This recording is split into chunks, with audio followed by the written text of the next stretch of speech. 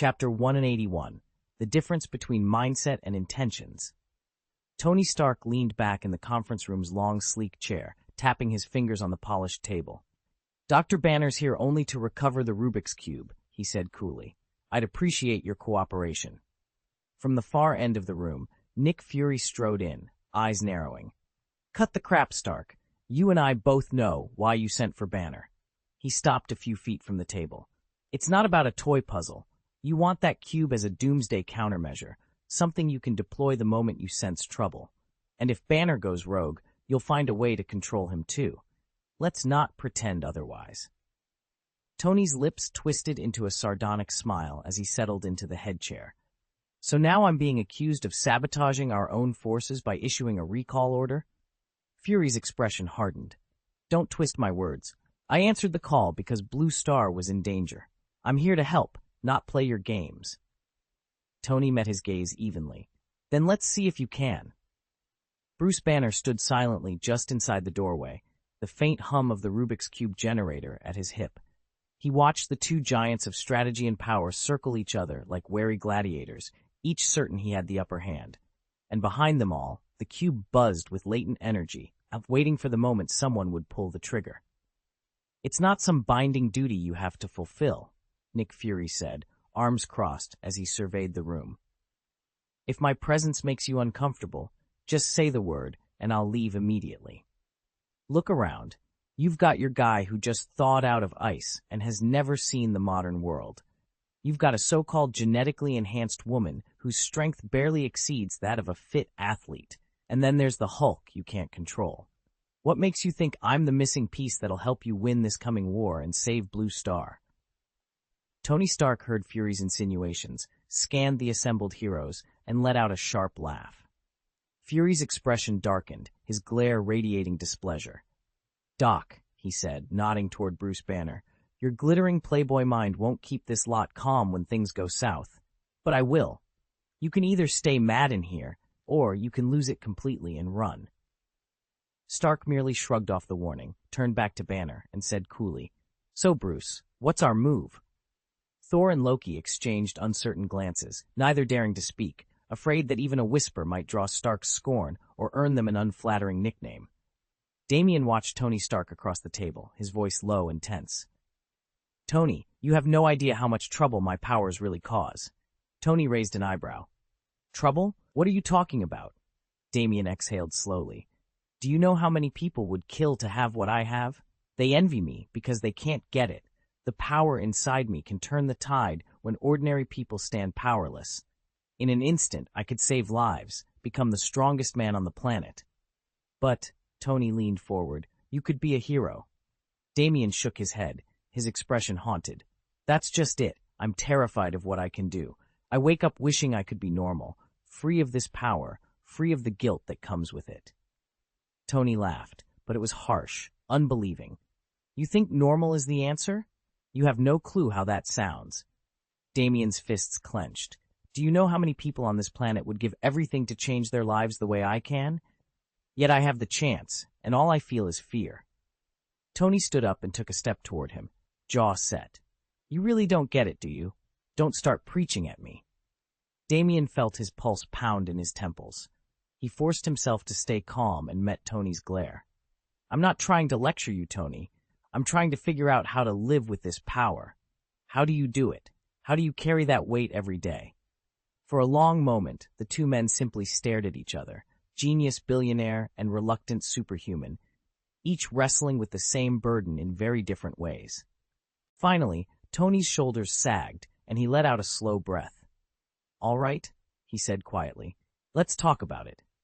I still don't understand how you can call yourself weak when you're one of the strongest people I know. I know better than anyone what true strength is," Tony continued, his voice icy. "You need to get this through your head before the war starts." Before Banner could react, Tony's gauntleted fist shot out and connected squarely with his jaw. Banner's head whipped back. He crashed into the wall with a resounding crack. A gasp rippled through the room. Everyone, even seasoned Avengers, stood frozen. They knew all too well the danger of pushing Dr. Bruce Banner past his limit. Only Loki, puzzled, and Thor, supremely confident in his own power, showed no sign of alarm. Banner pressed one hand to the bruised spot on his face, pain flaring through him like fire. His eyes flashed green for a heartbeat, but he stifled the transformation. Turning slowly, he stared up at Tony's armored figure and let out a cold, controlled shout. "Are you insane?" Tony studied the energy crackling in Damien's veins and spoke with measured intensity. "Your power is immense, but don't fool yourself into thinking you're the strongest." He paused, leaning closer. "Once you accept how far you've come, you'll see that countless ordinary people would kill for the potential you already wield. That realization is vital. It's what will keep you alive among truly formidable beings, rather than depending on someone else's mercy when you're cornered." Tony straightened, his gaze piercing. "Stop staring at the sky from the bottom of your well. Break free of your doubts. Embrace your strength. Learn to command it and let it live alongside you." He might have lectured Damien for hours under different circumstances, but trouble was already approaching. The Chitauri horde would be upon them any minute. Words alone wouldn't spur Damien into action fast enough. Without warning, Tony's boot connected with Damien's abdomen, driving the wind from his lungs. Damien doubled over, pain blooming across his midsection. Tony's expression didn't waver. If Damien had the luxury of time, Tony would have eased him into the lesson. But there was no time. The fight was coming, and if Damien didn't unleash his full power now, they'd both fall before the Chitauri even reached them. Tony decided that if Damien was ever going to appreciate the value of strength, he'd have to teach him the hard way. With one brutal kick, he sent Damien crashing to the ground. Damien spat a mouthful of blood, his eyes flickering between blue and green as he fought to sit up. "Tsk, tsk," Tony murmured, circling him. "I never took you for one to bite your tongue so long." Damien glared up, chest heaving, but made no sound. "Now you're angry, aren't you? Your politeness was doing you no favors, only made you weaker." He paused, letting Damien's pain register. "But let me ask you this. Do you know what true weakness is? When the powerless face someone stronger, they feel rage and resentment, yet they lack the means to change their fate. All they can do is beg for mercy, hope to live another day. They don't argue or fight back. They surrender, because their hope and confidence come entirely from the power someone else holds." Tony leaned in, voice low and cold. "You, on the other hand, think you can solve every problem by unleashing the Hulk inside you. Do you see the difference now?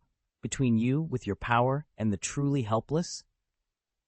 A thin, mocking smile played at Tony's lips as Damien slowly lifted his head.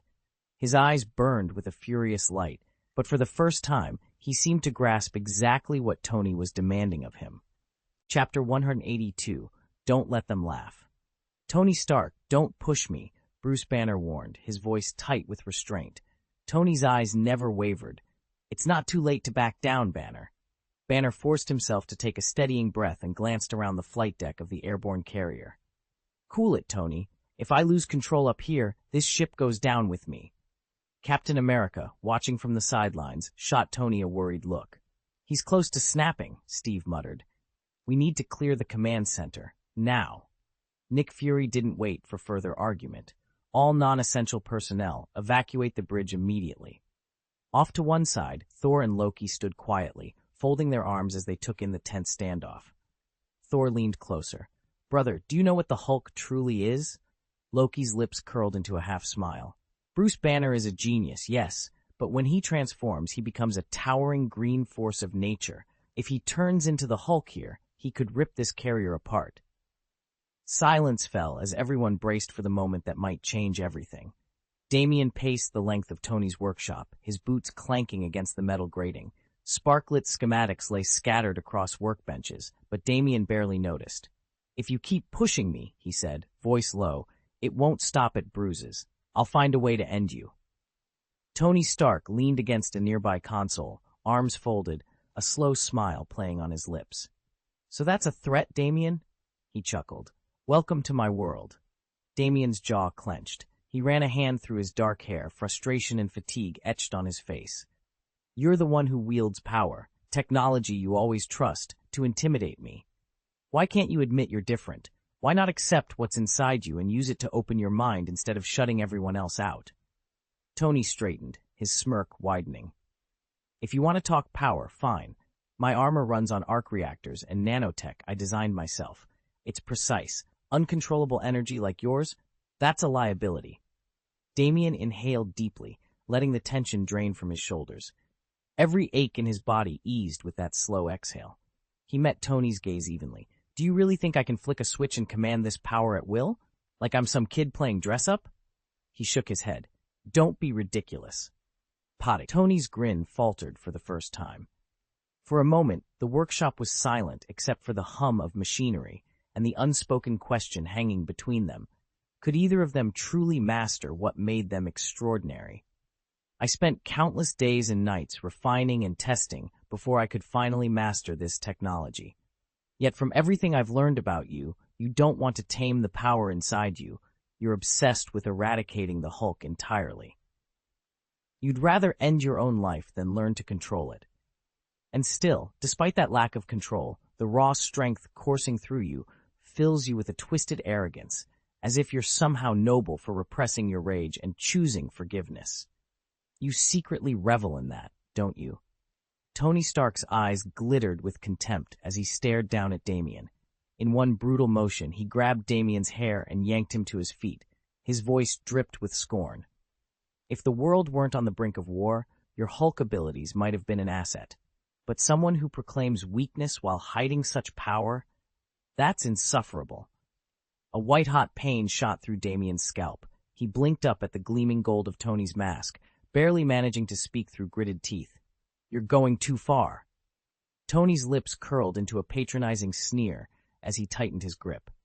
Damien winced, every nerve alight, but he refused to look away.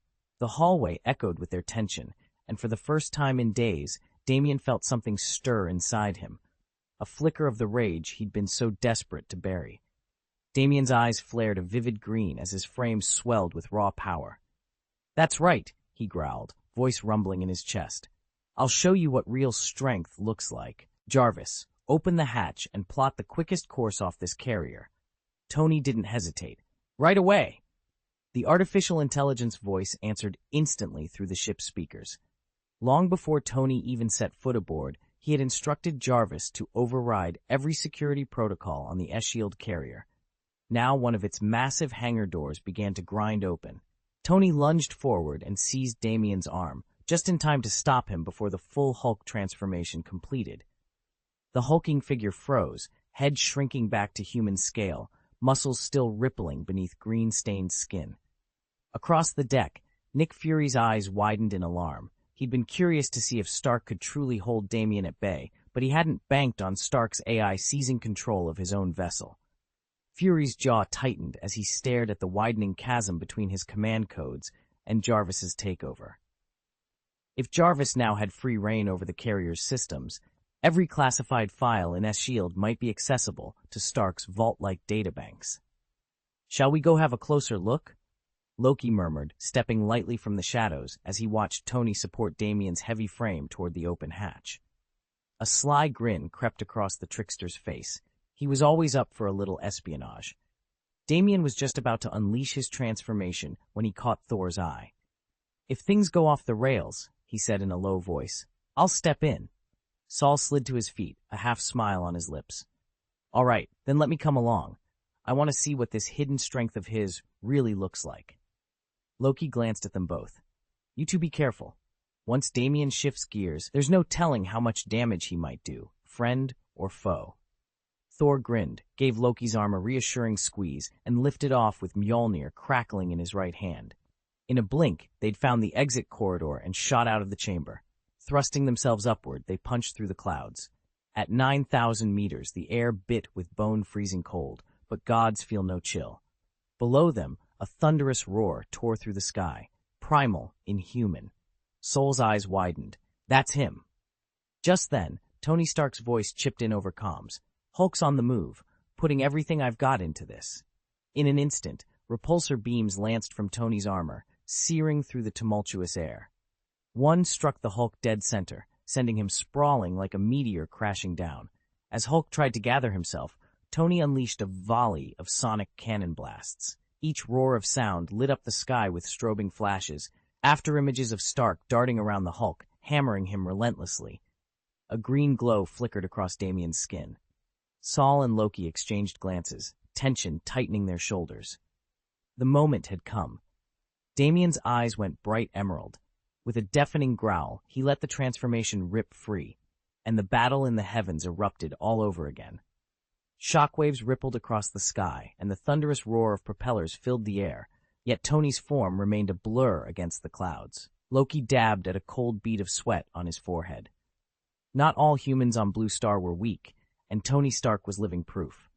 Even Thor, sensing that Tony hadn't unleashed his full power, watched with growing curiosity. He wanted to see whether the Hulk could push Tony to reveal his true strength. Down below, the Hulk's fury reached a fever pitch. His massive muscles bulged as his wounds knitted together in plain sight. With a final roar, he slammed into the sea, sending towering waves crashing outward. Tony folded his arms and hovered 10 meters above the churning water, scanning the seascape. "Jarvis," he said, voice calm but commanding, "search for any landmasses, uninhabited islands or remote shoals within range." "Sir," Jarvis's disembodied voice replied, "the closest land is a small island approximately 3 nautical miles from here. It measures just over 10 square kilometers." "Secure it," Tony ordered without hesitation. "No matter the cost." He paused, fists still at his sides, eyes fixed on the horizon as Jarvis began the acquisition protocols. Damien glanced at the battlefield below and tapped out a quick message to Renoli and the others, summoning them for reinforcements. With their combined strength, he was confident they could rout the Chitauri army. Still, the elite warriors of Blue Star had to hold up their end of the bargain. Any sign of weakness now, and Renoli would never let them hear the end of it. Satisfied, Damien pressed send. On his third update, Chapter 183, Is He Really Human? Okay. At Tony's command, Jarvis tapped into every available satellite network and global registry. In less than 20 seconds, the AI had requisitioned, under the authority of the U.S. military, the usage rights to a tiny island just over 10 square kilometers off the coast. The final bill topped $2 billion. On our Earth, nicknamed the Blue Star, land remains incredibly precious. Until humanity masters interstellar travel and finds new worlds to settle, real estate will command astronomical prices. Once we're roaming the stars, Earth's property values will plummet, but for now, this little island was the perfect isolated battleground. "Purchase complete," Jarvis reported. Without missing a beat, Tony rocketed toward the sea. He spotted the Hulk thrashing beneath the waves and dove in after him. With a thunderous crack, Iron Man's armored boot slammed into the green giant's broad back. The combined force of the punch and Tony's supersonic speed ripped the Hulk from the ocean floor and sent him hurtling dozens of meters into the air above the surf. Tony unleashed a surge of Aurora energy, blasting the Hulk down toward the private island he'd just purchased. Suspended helplessly in midair, the green giant could only roar in fury, claws raking at Tony's armor as laser beams seared across his skin. Within moments, the Hulk lost altitude and crashed into the rocky shore. Stone and earth erupted in all directions, carving a massive crater beneath his impact. When the dust settled, Hulk flexed his muscles, felt solid ground underfoot, and let out a triumphant roar. With a thunderous bang, he heaved himself from the pit, boots crushing rubble as he rose. Tony touched down lightly beside him, folding his arms across his high-tech suit. A wry smile played beneath his visor. "Someone must think you're invincible," he said. "Let's see if that's true." So far, Tony had held back. No void mode, no extra-dimensional powers. The injuries he'd inflicted were only surface wounds, already knitting themselves back together under Hulk's legendary healing factor. Damien's armor held firm, its defenses so advanced that no ordinary weapon, or even the Hulk's immense strength, could breach them. Of course, Damien had yet to unleash the suit's full vibranium-enhanced capabilities, so the gamma-powered behemoth still saw an opening. He only understood one thing. He intended to tear this armored foe apart. With a guttural roar, the Hulk charged.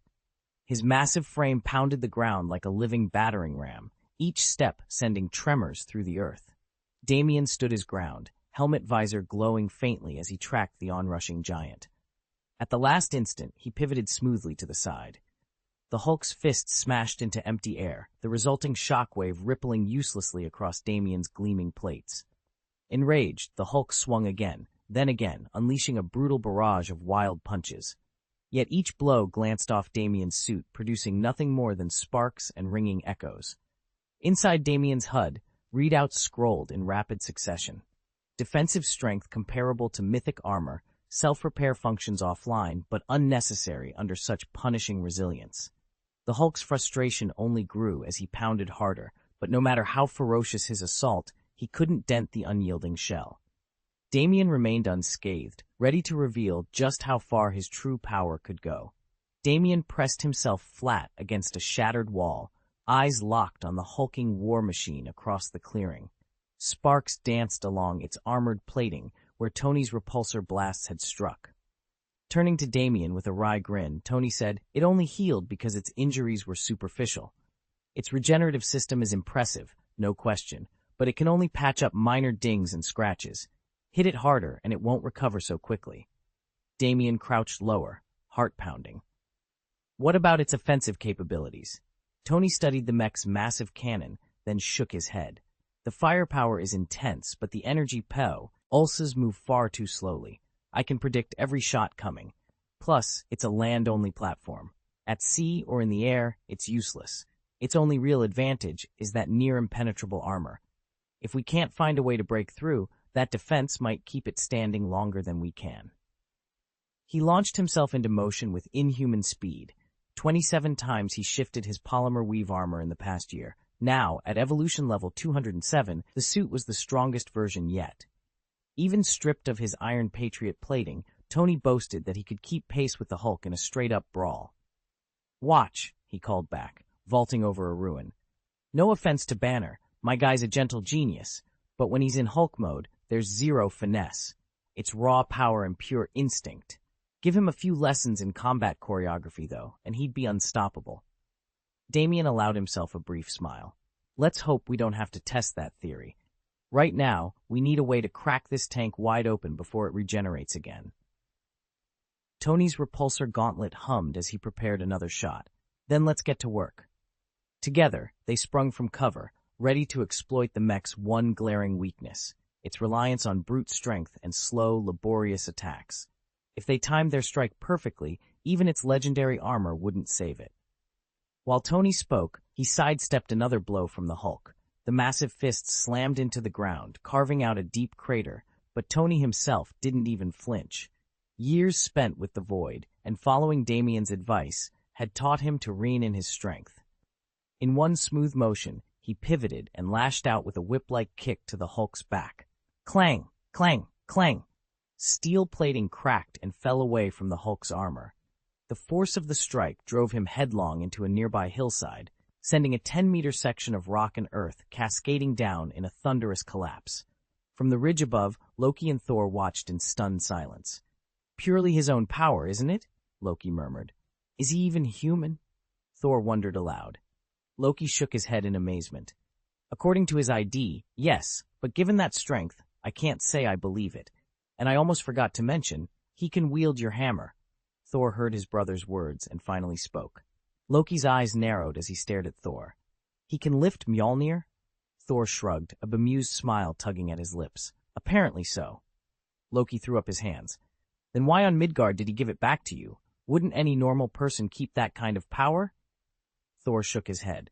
"You'll have to ask him. I don't know why he returned it." Loki paced, clearly unsettled. "You do realize that anyone who picks up Mjolnir and earns its blessing gains unimaginable strength? Their power literally reshapes the battlefield. I've tried more times than I can count, and the hammer has never deemed me worthy. Yet this, Tony Stark can lift it, and then he just hands it over?" Thor watched Tony Stark, armed in his red and gold armor, circling the Hulk's new power gauntlets.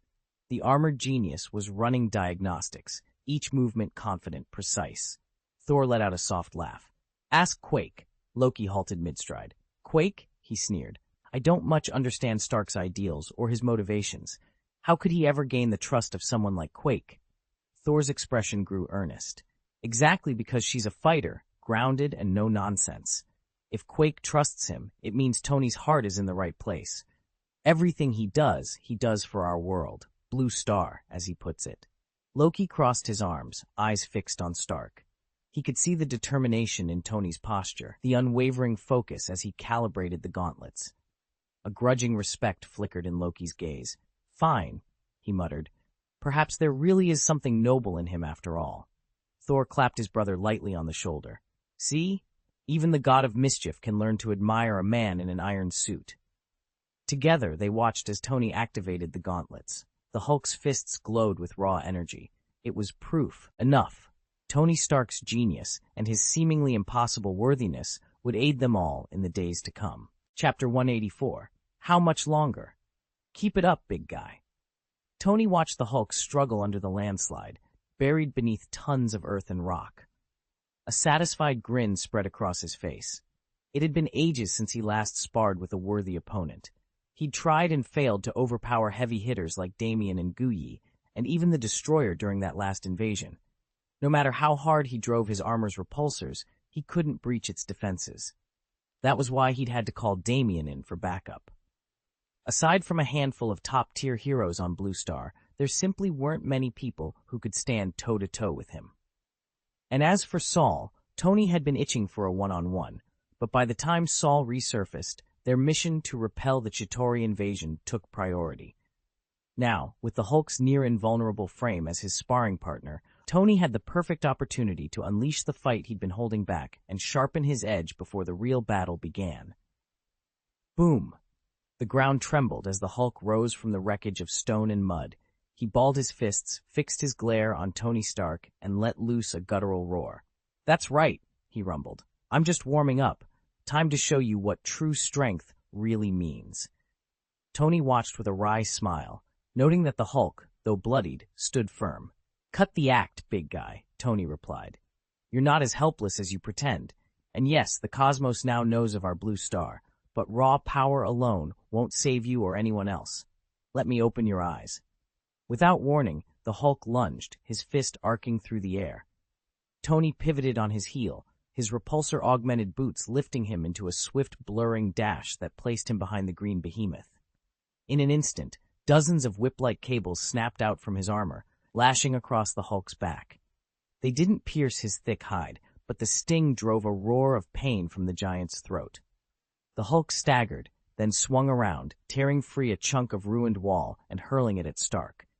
Tony leapt aside, the debris cracking against the pavement. Before the Hulk could recover, Stark was on him, dozens of rapid-fire punches and kicks pounding against the Emerald Colossus with mechanical precision. Each thunderous impact sent shockwaves through the street. Despite the barrage, the Hulk's eyes burned with rage.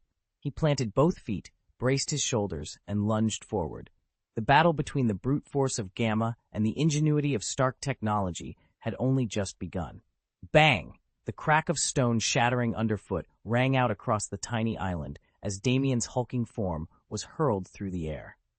Each time he hit the rocky ground, a frustrated, feral roar ripped from his throat. Pain flared with every impact, but beneath the fury he harbored a stark realization. He couldn't win this fight. With an almost reluctant sigh, Damien let the transformation reverse, his massive frame shrinking back to human proportions. Tony Stark didn't hesitate. Spotting Damien's reversion, he tapped his gauntlet and issued an order to Jarvis.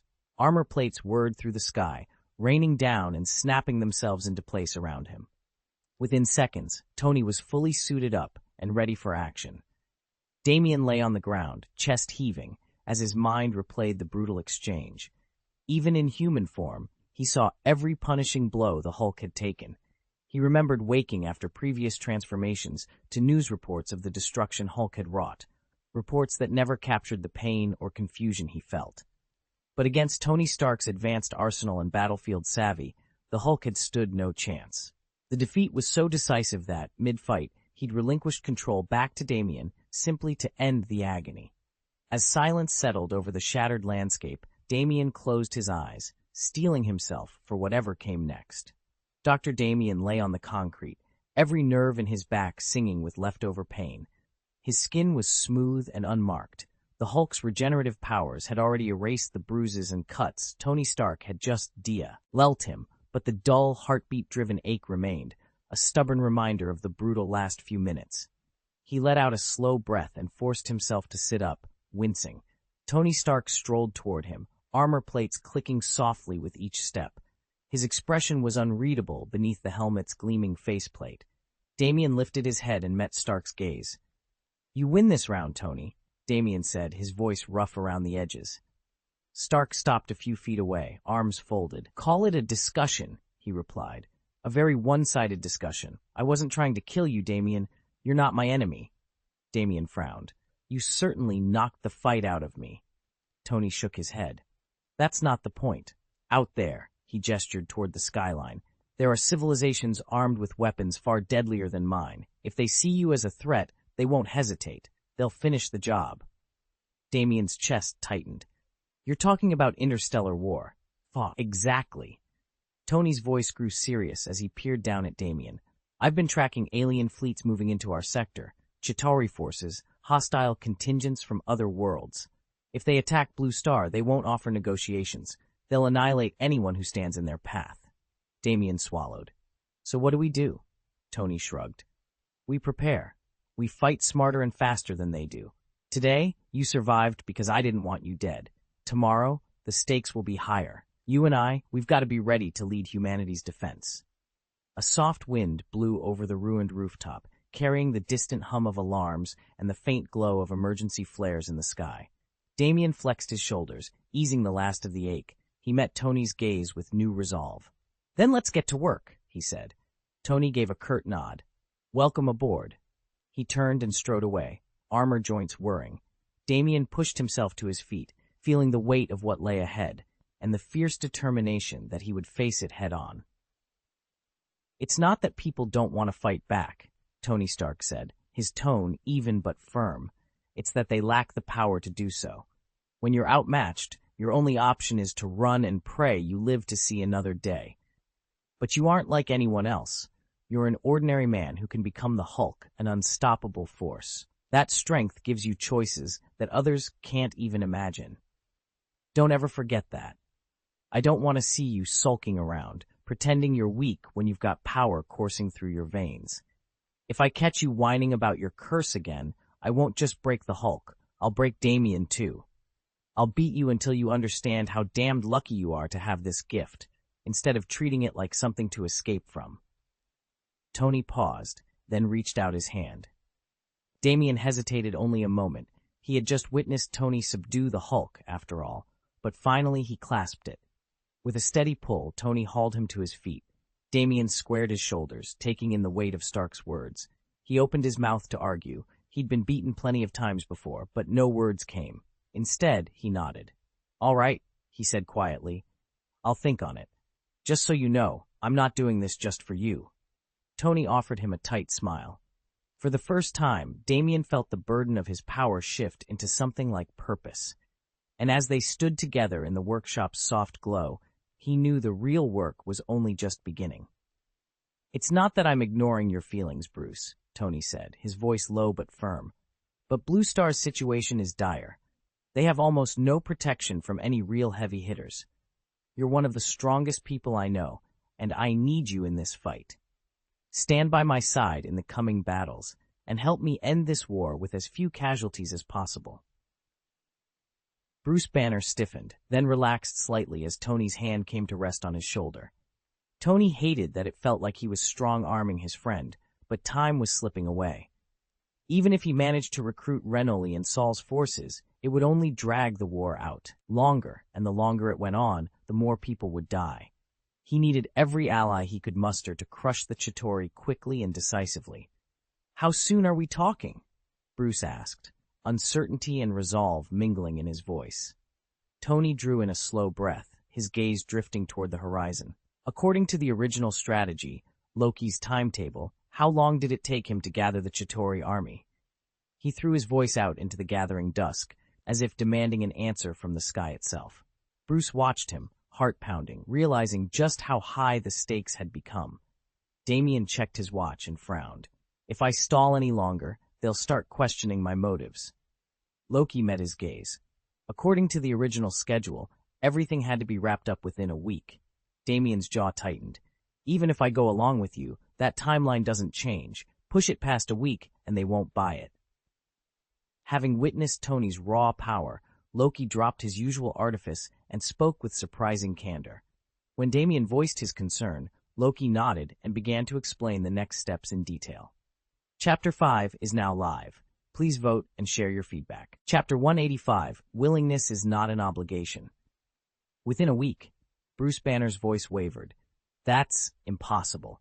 Even if I wanted to rein in the Hulk, I couldn't do it in such a short time. Tony Stark leaned back, arms folded. You'll figure out how to control him later, he said casually. Bruce ran a hand through his hair. It doesn't really matter if I can't master him right away. Tony smiled. Just transform when you're facing enemies. The Hulk will take care of the rest. He wasn't worried. Tony wanted Bruce to understand that having the Hulk inside him was less a curse than a gift. Even in their recent battle, without resorting to the devastating power of the Void, the Hulk had inflicted only minor damage. Sure, Bruce held back for his own reasons, but that level of restraint, combined with the Hulk's incredible durability and regenerative abilities, was already a game-changer. And next time, it would shine even brighter. Bruce still worried about the Hulk's intelligence, or perceived lack thereof, but Tony saw it differently. The Hulk was clearly capable of learning and growing. It was simply that Bruce had never truly let him loose before, so every skirmish was driven by raw instinct rather than skill. Give the Hulk time to gather experience, Tony thought, and there'd be no stopping him.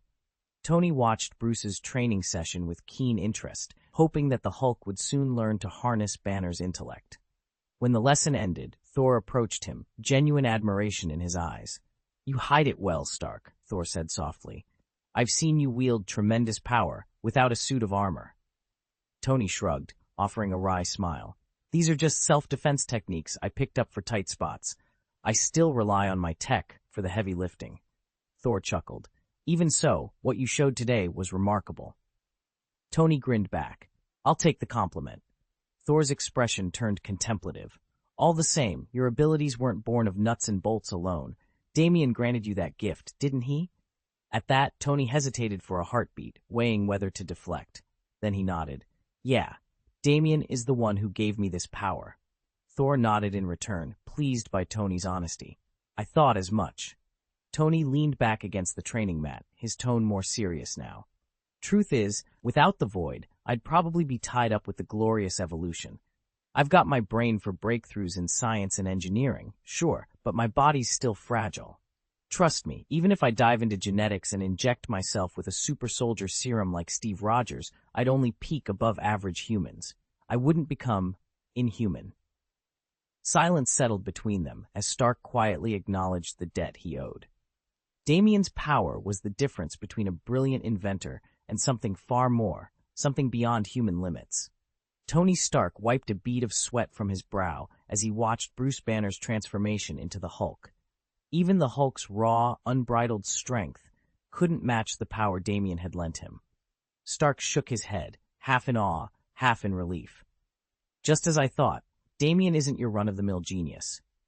Thor, standing nearby with Mjolnir strapped to his back, let the comment sink in. He fixed Damien with a solemn gaze.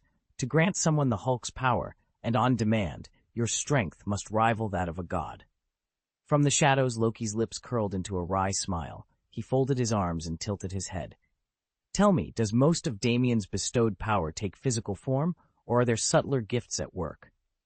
Thor glanced at his brother, then back at Damien. You know of blessings. Father enchanted my hammer, Mjolnir, so its wielder commands the storms and thunder of the skies. That enchantment is a tangible power. Once you lift the hammer, you become the god of thunder. He paused, frowning. Yet many underestimate what true cunning can achieve. If Loki were to wield such might, well, let's just say the results would be interesting. Loki laughed softly, a note of mischief in his eyes. I'll spare you the details, for now, but rest assured, I understand power in all its forms. With that, he leaned back into the shadows, leaving Thor and Tony to marvel at Damien's unparalleled gifts. You'll see it for yourself one day, if the opportunity arises, Loki teased, his green eyes dancing with mischief. Tony's brow furrowed. Loki, my father warned me to stay away from Damien. Loki's grin widened. Oh, Tony, don't let your imagination run wild. Otherwise, not even your dear father could rescue you. Thor chuckled at his younger brother's antics. Why so jumpy, Loki? It was just a question. With a graceful shrug, Loki leaned forward. Look at Tony here, a mere human who's been touched by Damien's blessing, and now his body is stronger than ever. Imagine if that same power coursed through me, my magic would be unstoppable. Besides, every sorcerer secretly longs for the heart of a warrior. Who wants to outthink an enemy when you can simply charge in? Bruce Banner looked up from his workstation, puzzled. Wait, who exactly is this Damien you're talking about? Tony leaned back, steepling his fingers. There's a man out there with bottomless strength, truly godlike. If you've tried everything and still can't get a handle on your Hulk power, you might want to seek him out. Bruce raised an eyebrow. Who? He goes by the name Damien, Tony answered. I can't guarantee he'll agree to meet you, or that he'll take you on as a student. But if he does, I'm confident he can teach you how to control the Hulk inside you. Bruce let the words sink in. Tony offered no further details about Damien's background or his techniques, only that their powers were somehow aligned, and that Damien's mastery could point Bruce toward the same goal. If Bruce ever chose to explore the void path Tony had mentioned, the combination of Hulk physiology and void energy might soon rival his own strength. Yet Tony didn't sound envious. Rather, he believed every hero had a different point of departure, and that what mattered most was strengthening oneself, not worrying about keeping pace. Bruce tapped his fingers on the table, thoughtful. Is he stronger than you? He asked at last. Tony cracked a grin. In his own way? Absolutely. Bruce, haven't I told you this before? Once you've witnessed what true power looks like, you'll be even more grateful for the edge you already have. It gives you a head start, stronger abilities than most. The universe is vast, brimming with countless formidable beings, and we don't have to look across the galaxy to find them. Even here on Earth, there are forces so mighty I can barely comprehend their strength. On Earth? Bruce rumbled. You mean when the next war breaks out, these titans will step in? Tony shook his head slowly. Some of them could single-handedly end the fighting. Believe me, I'd welcome it. It'd save me the headache of devising a strategy to win quickly and minimize casualties. Bruce raised an eyebrow. So you'd just kick back at home, take a nap, and by morning the enemy would be gone? Exactly, Tony admitted with a wry grin. But the harsh truth is, they're unlikely to get involved. He sighed and shook his head. We're on our own. Damien stood in the dim glow of the lab's holoscreen, arms folded as he watched Tony's simulation replaying over and over. Finally, he shook his head. They have that much power. Why don't they just step in? He could almost feel the weight of it, the devastation Tony had described. After a moment, he voiced the thought that had crept into his mind. The strong do as they please, then. Tony killed the projection with a snap of his fingers. His expression grew serious. They'll act if they choose to, if their hearts are in the right place. But it isn't their duty, Damien frowned. Meaning if they don't want to, nobody can make them? Exactly. Tony offered a rueful smile. You can't force a hero to be one. He tapped the console beside him and glanced at the clock readout. Well, we've just crossed day 18. Time for our first real update. Chapter 186. What is a flag? Tony Stark paced the length of his workshop, worry etched into every measured step. Ever since the warning arrived, an unidentified threat due to Strike Blue Star in 2017, he hadn't slept. In his mind, there was only one warrior capable of holding the line, Damien. Physically, Damien was a force to be reckoned with. Tony had scoured every conceivable database, simulated every possible combat scenario, and no adversary emerged who could best him. If Damien chose to defend Blue Star, Tony was certain the planet could rest easy. Yet the genius inventor couldn't shake the nagging doubt. Would Damien accept the responsibility? Standing with them was the Ancient One, the supreme mage who presided over all things magical. She alone could speak with authority on threats born of sorcery, but even her vast knowledge offered no clarity on whether this coming enemy might command the mystical arts. If they did, her power, impressive as it was, might not be enough. Bruce Banner watched Tony's anxious pacing and finally ventured, Isn't it Damien's obligation to step up? Tony paused, friction of worry easing from his brow for a moment. I wish it were that simple. If Damien refuses, we'll have to find another solution, and fast. Before Banner could respond, the Ancient One inclined her head, her voice calm but firm. My father, the god King Odin, has offered his aid. Bruce raised an eyebrow. Odin, the ruler of Asgard? Precisely, she turned as if scanning distant realms. Blue Star lies among the 9 realms under his protection. He cannot ignore its peril. Tony exchanged a glance with Banner. That's reassuring, but if Odin intervenes directly, it could tip the cosmic balance. His power is, well, overwhelming. The Ancient One's gaze grew distant. True, Odin's might is unmatched, but over-reliance on him could provoke unintended consequences. We must prepare on every front, science, magic, and sheer physical force. Only then can Blue Star stand unafraid. Tony nodded, steeling himself. All right, let's assemble the team. Damien gets first call, and if he declines, we'll have to beat this threat back ourselves. Bruce offered a wry smile. When have we ever backed down from impossible odds? As their resolve solidified, the 3 of them turned toward the conference table, where holographic star charts and schematics of advanced weaponry flickered in midair. Whatever lay ahead, one thing was certain. They would need every ounce of courage and every ally they could muster to protect Blue Star from the shadows gathering on the horizon. Damien paced the length of the chamber, tension crackling in the air like static. He stopped and met Thor's steady gaze. Father insists I undergo Odin's sleep, Damien said, his voice low. It's the only way to stabilize the energy surging through me. If I lose control, I won't just endanger Earth. No enemy or alien armada could match the havoc I might unleash. Thor nodded grimly.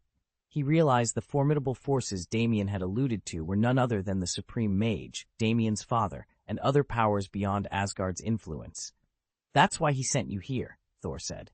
Your strength may not yet equal his, but you're determined to protect this world. Damien straightened. I am. I owe Earth that much. Thor lifted Mjolnir, its runes glowing faintly in the dim light.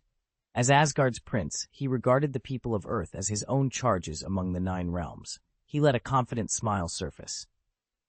You have my oath, Damien, he declared. I will stand by you to defend this planet. Bruce Banner, who had been watching from the side, exhaled in relief. To him, safeguarding humanity was personal, and knowing the God of Thunder shared that commitment buoyed his spirits. Thank you, Thor, Banner said, nodding gratefully. Thor's grin widened, white teeth gleaming. It's an honor, Banner. Now let's get to work. Let's head back to the aerial carrier first, then we can go over everything at our own pace. I still need to round up a few more people, Tony added, Ed, glancing at Bruce. Frankly, I'm not confident we can finish this fight quickly with just the 2 of us. Bruce Banner rubbed his chin, clearly intrigued by Tony's suggestion to recruit additional muscle. Just then, the distant roar of propellers swelled overhead. Moments later, the massive carrier settled onto the ground with a low, metallic thud. Is that everyone we've got on Blue Star? Tony called up at the landing deck. Bruce frowned. Didn't Nick Fury already assemble all the superpowered operatives on Blue Star? Tony shook his head. Sure, Fury pulled together everyone with known combat skills, here, but that doesn't mean there aren't more out there in the universe. At Tony's words, Thor, a few feet away, lifted a brow in surprise. Tony, you've actually been beyond Blue Star before? Damien stretched out his hand, letting the low hum of his workshop's power grid wash over him. Come on, he said, tapping the gleaming chest plate of his latest suit. Do you honestly think my armor would be this much stronger in just a few years if I'd been working with nothing but Earth's old tech? Tony Stark raised an eyebrow. You have a point. Even with your genius-level intellect, discovering and refining new technologies takes time. Damien nodded. Exactly, but think about it. Every advanced civilization we've encountered across the stars is light years ahead of Earth. I didn't reinvent the wheel. I learned their techniques, reverse-engineered their core reactors and alloys, then adapted them for my suit. The result speaks for itself. Across the room, Agent Phil Coulson watched them carefully, clipboard in hand.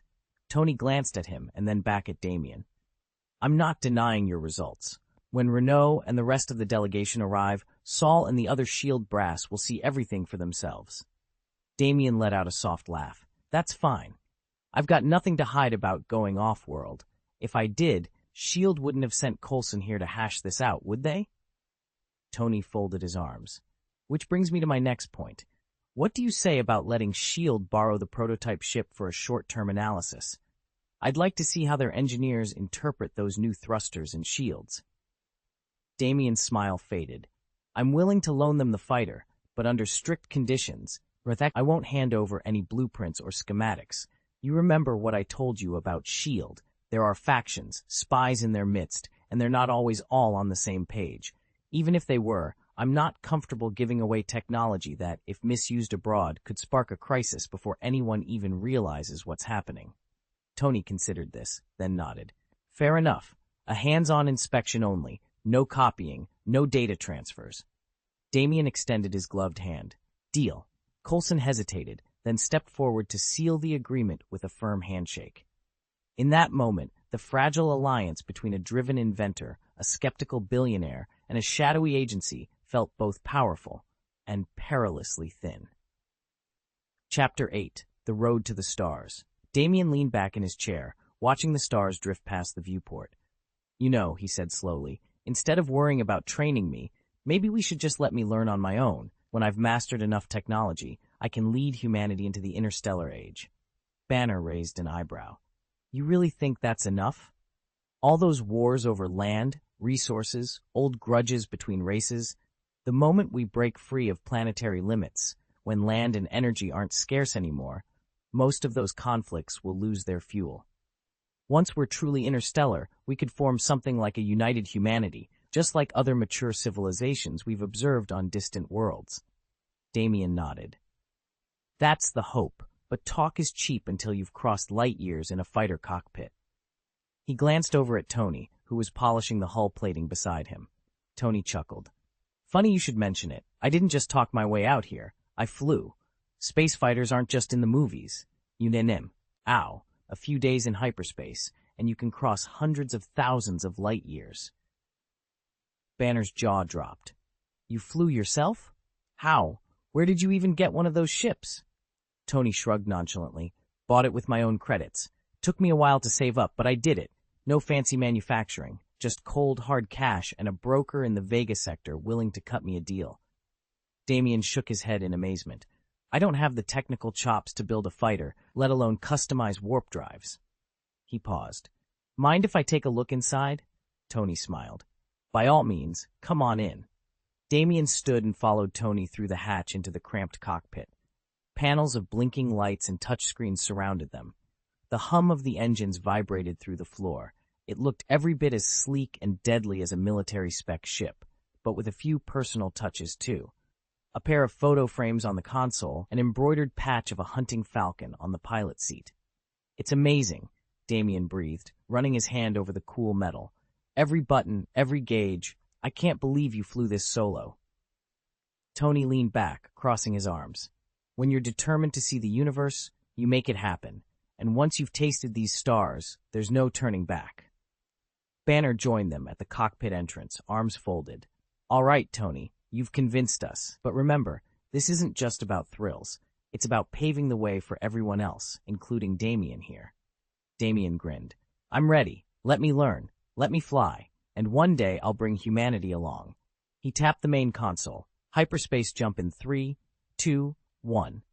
The stars outside shimmered, and in an instant, the fighter shot forward, leaving the old world behind as Damien began his first step toward a future among the stars. Damien tapped a gloved fingertip against his notebook as he stared at the space fighter's sleek outline in the hangar. Can I take a closer look? Tony Stark leaned back against the workbench, folding his arms. Sure, just not until the war's over. Relief and excitement lit Damien's eyes. He kept his voice steady. He didn't want Tony thinking he was angling for a crash course in Stark tech. Understood. I'll wait. Tony's smile softened. He'd been hard on Damien earlier, frustrated by what he'd taken as moldable arrogance. But Damien's newfound humility and genuine curiosity had shifted Tony's opinion. Maybe they really could make breakthroughs together. Damien inched forward, studying the fighter's angular hull. You know, this design reminds me of something I've seen in a movie. Tony raised an eyebrow. What movie? There was this old sci-fi film. The ship had a giant flag painted on the side. Very emblematic. Tony laughed. Damien, you don't watch movies? Damien shrugged, a half grin tugging at his lips. Not much time for them, too busy poring over schematics. Fair enough, Tony said, still smiling. We'll get you caught up later. For now, why don't we go over the fighter's specs again? Damien straightened, eagerness shining through. Sounds good. Together, they turned their attention back to the prototype, two minds ready to push the boundaries of what was possible. Damien leaned back with a wry smile. I've got time to hit the movies. Why not see how many dates I can score? Tony shook his head, unconvinced. No need for that. Bruce Banner, listening to Tony's offhand dismissal, opened his mouth to object, but thought better of it. He'd almost forgotten that Tony Stark was not only a cutting-edge inventor, but also New York's most notorious playboy. The man's life was one endless string of high-profile romances. If you really wanted excitement, you didn't head to a darkened theater. You lived it. Besides, motion pictures were a brand-new craze. Back in the day, nobody fussed over flickering images on a screen. If Damien was looking for thrills, Tony figured real life was more than enough. Before anyone could respond, Damien's comm badge chimed again with the second update. Chapter 187, Do you think I care? Tony Stark snapped, ready to press for answers, only to be interrupted by the roar of the Quinjet descending toward them. Reluctantly, he tucked away his questions and climbed aboard with the others. From inside, the crew couldn't hear the heated bargaining between Tony and Bruce Banner, nor the hushed arguments between Thor and Loki. What they did witness, however, was something far more astonishing. Tony's armor unleashing a level of destructive force that defied all human engineering. Most remarkable of all was how he had driven the supposedly unbeatable Hulk back, forcing Banner's green colossus to yield and allowing Bruce to revert to his normal form. A stunned hush fell over the cabin. Steve Rogers stared at the viewport, still trying to process what he'd just seen. He'd watched the footage of Tony's breakthrough. Rumors of his new weapons systems had circulated for days, but nothing prepared him for the thunderous gusts and explosive impacts echoing through the sky. The battle had been like two monsters clashing on an alien world. Tony's suit moved with inhuman speed and precision, every repulsor blast pushing the Hulk further from the brink, and yet the Hulk retaliated with raw power that shook the very air. No one on the Quinjet would soon forget the sight of those two forces colliding. Stark's technological genius pitted against Banner's primal fury, each testing the limits of strength and will. As the ship settled, the Avengers stared at one another in awe, knowing they had witnessed something extraordinary. Falling 9 kilometers straight into the ocean would shred any unprotected creature to pieces. Yet the Hulk hit the water unscathed and rose immediately to face Tony Stark in combat. On paper, the difference in skill and firepower should have been overwhelming, and Stark's armor did give him a clear edge, raining missiles and repulsor blasts down on the green behemoth. Still, satellite imagery confirmed that the Hulk suffered only minor bruises. No broken bones, no concussions, just a few scrapes, and then, astonishingly, he grew stronger as the fight went on. Tony's technology is undeniably formidable, and his suit grants him superhuman strength and precision that few could match. Even so, the battle felt one-sided only because the Hulk, accustomed to brute force rather than technique, wasn't putting it all on the line. Had he managed to land a solid punch, there's little doubt he could have taken the fight all the way.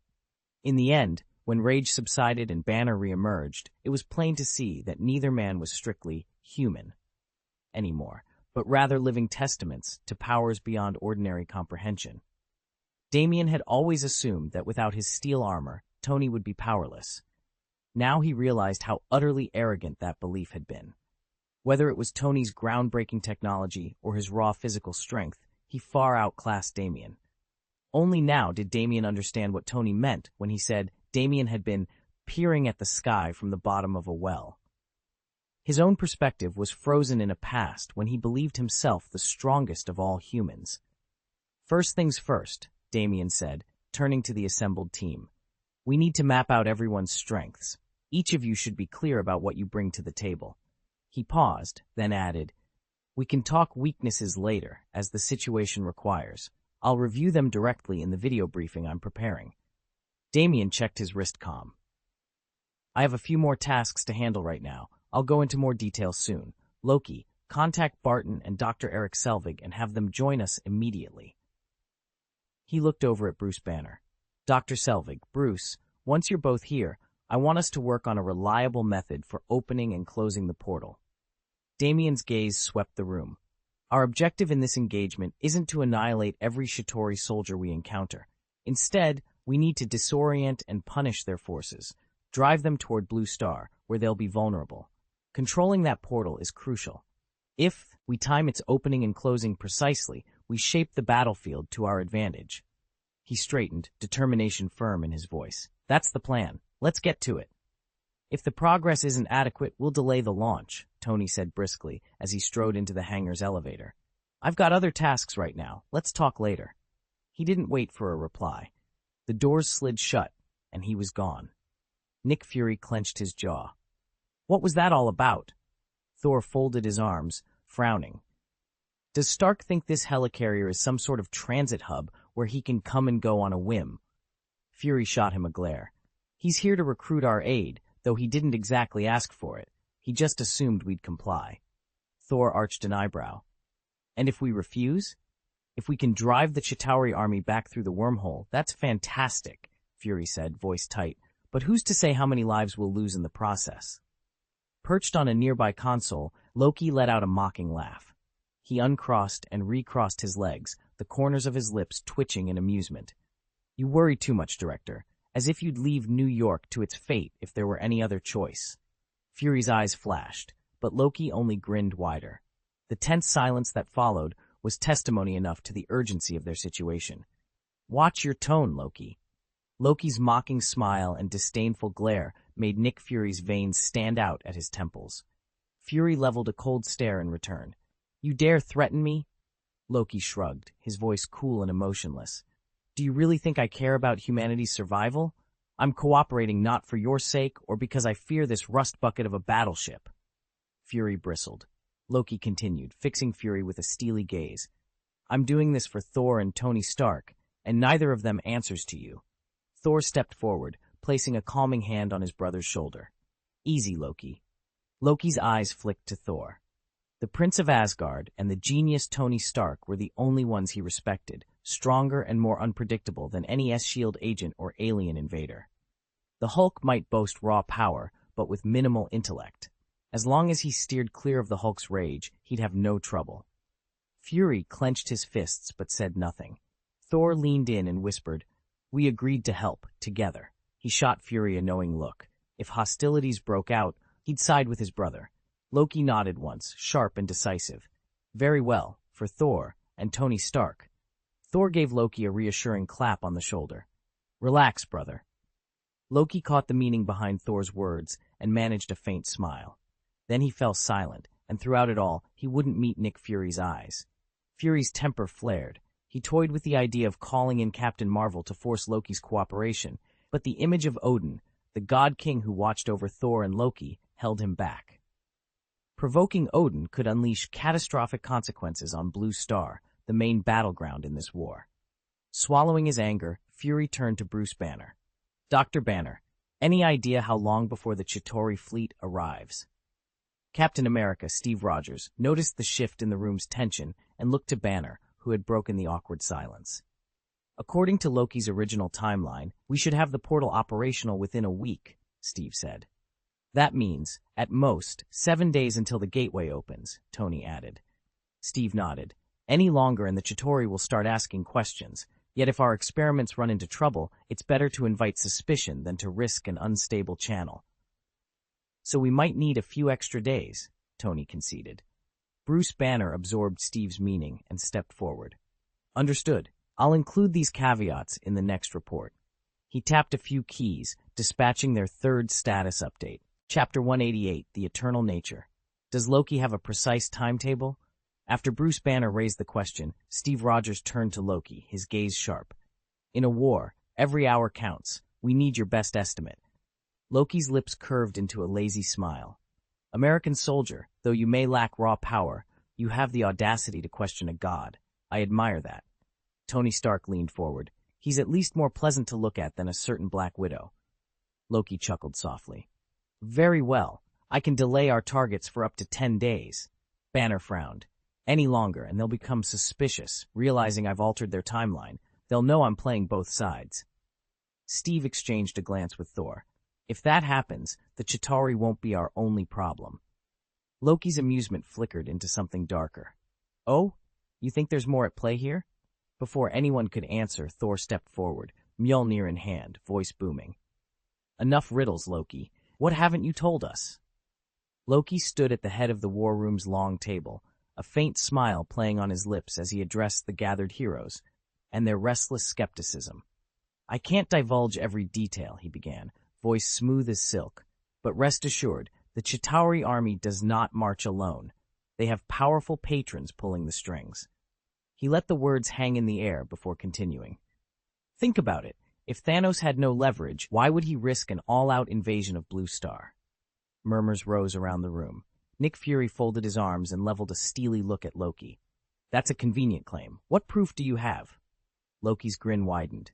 You know the Destroyer, yes? A hush fell. Even Fury stiffened at the name. The Destroyer was sent to preserve order, Loki said, tone now grave. Yet he was undone by Damien, the man you know as the Destroyer's slayer.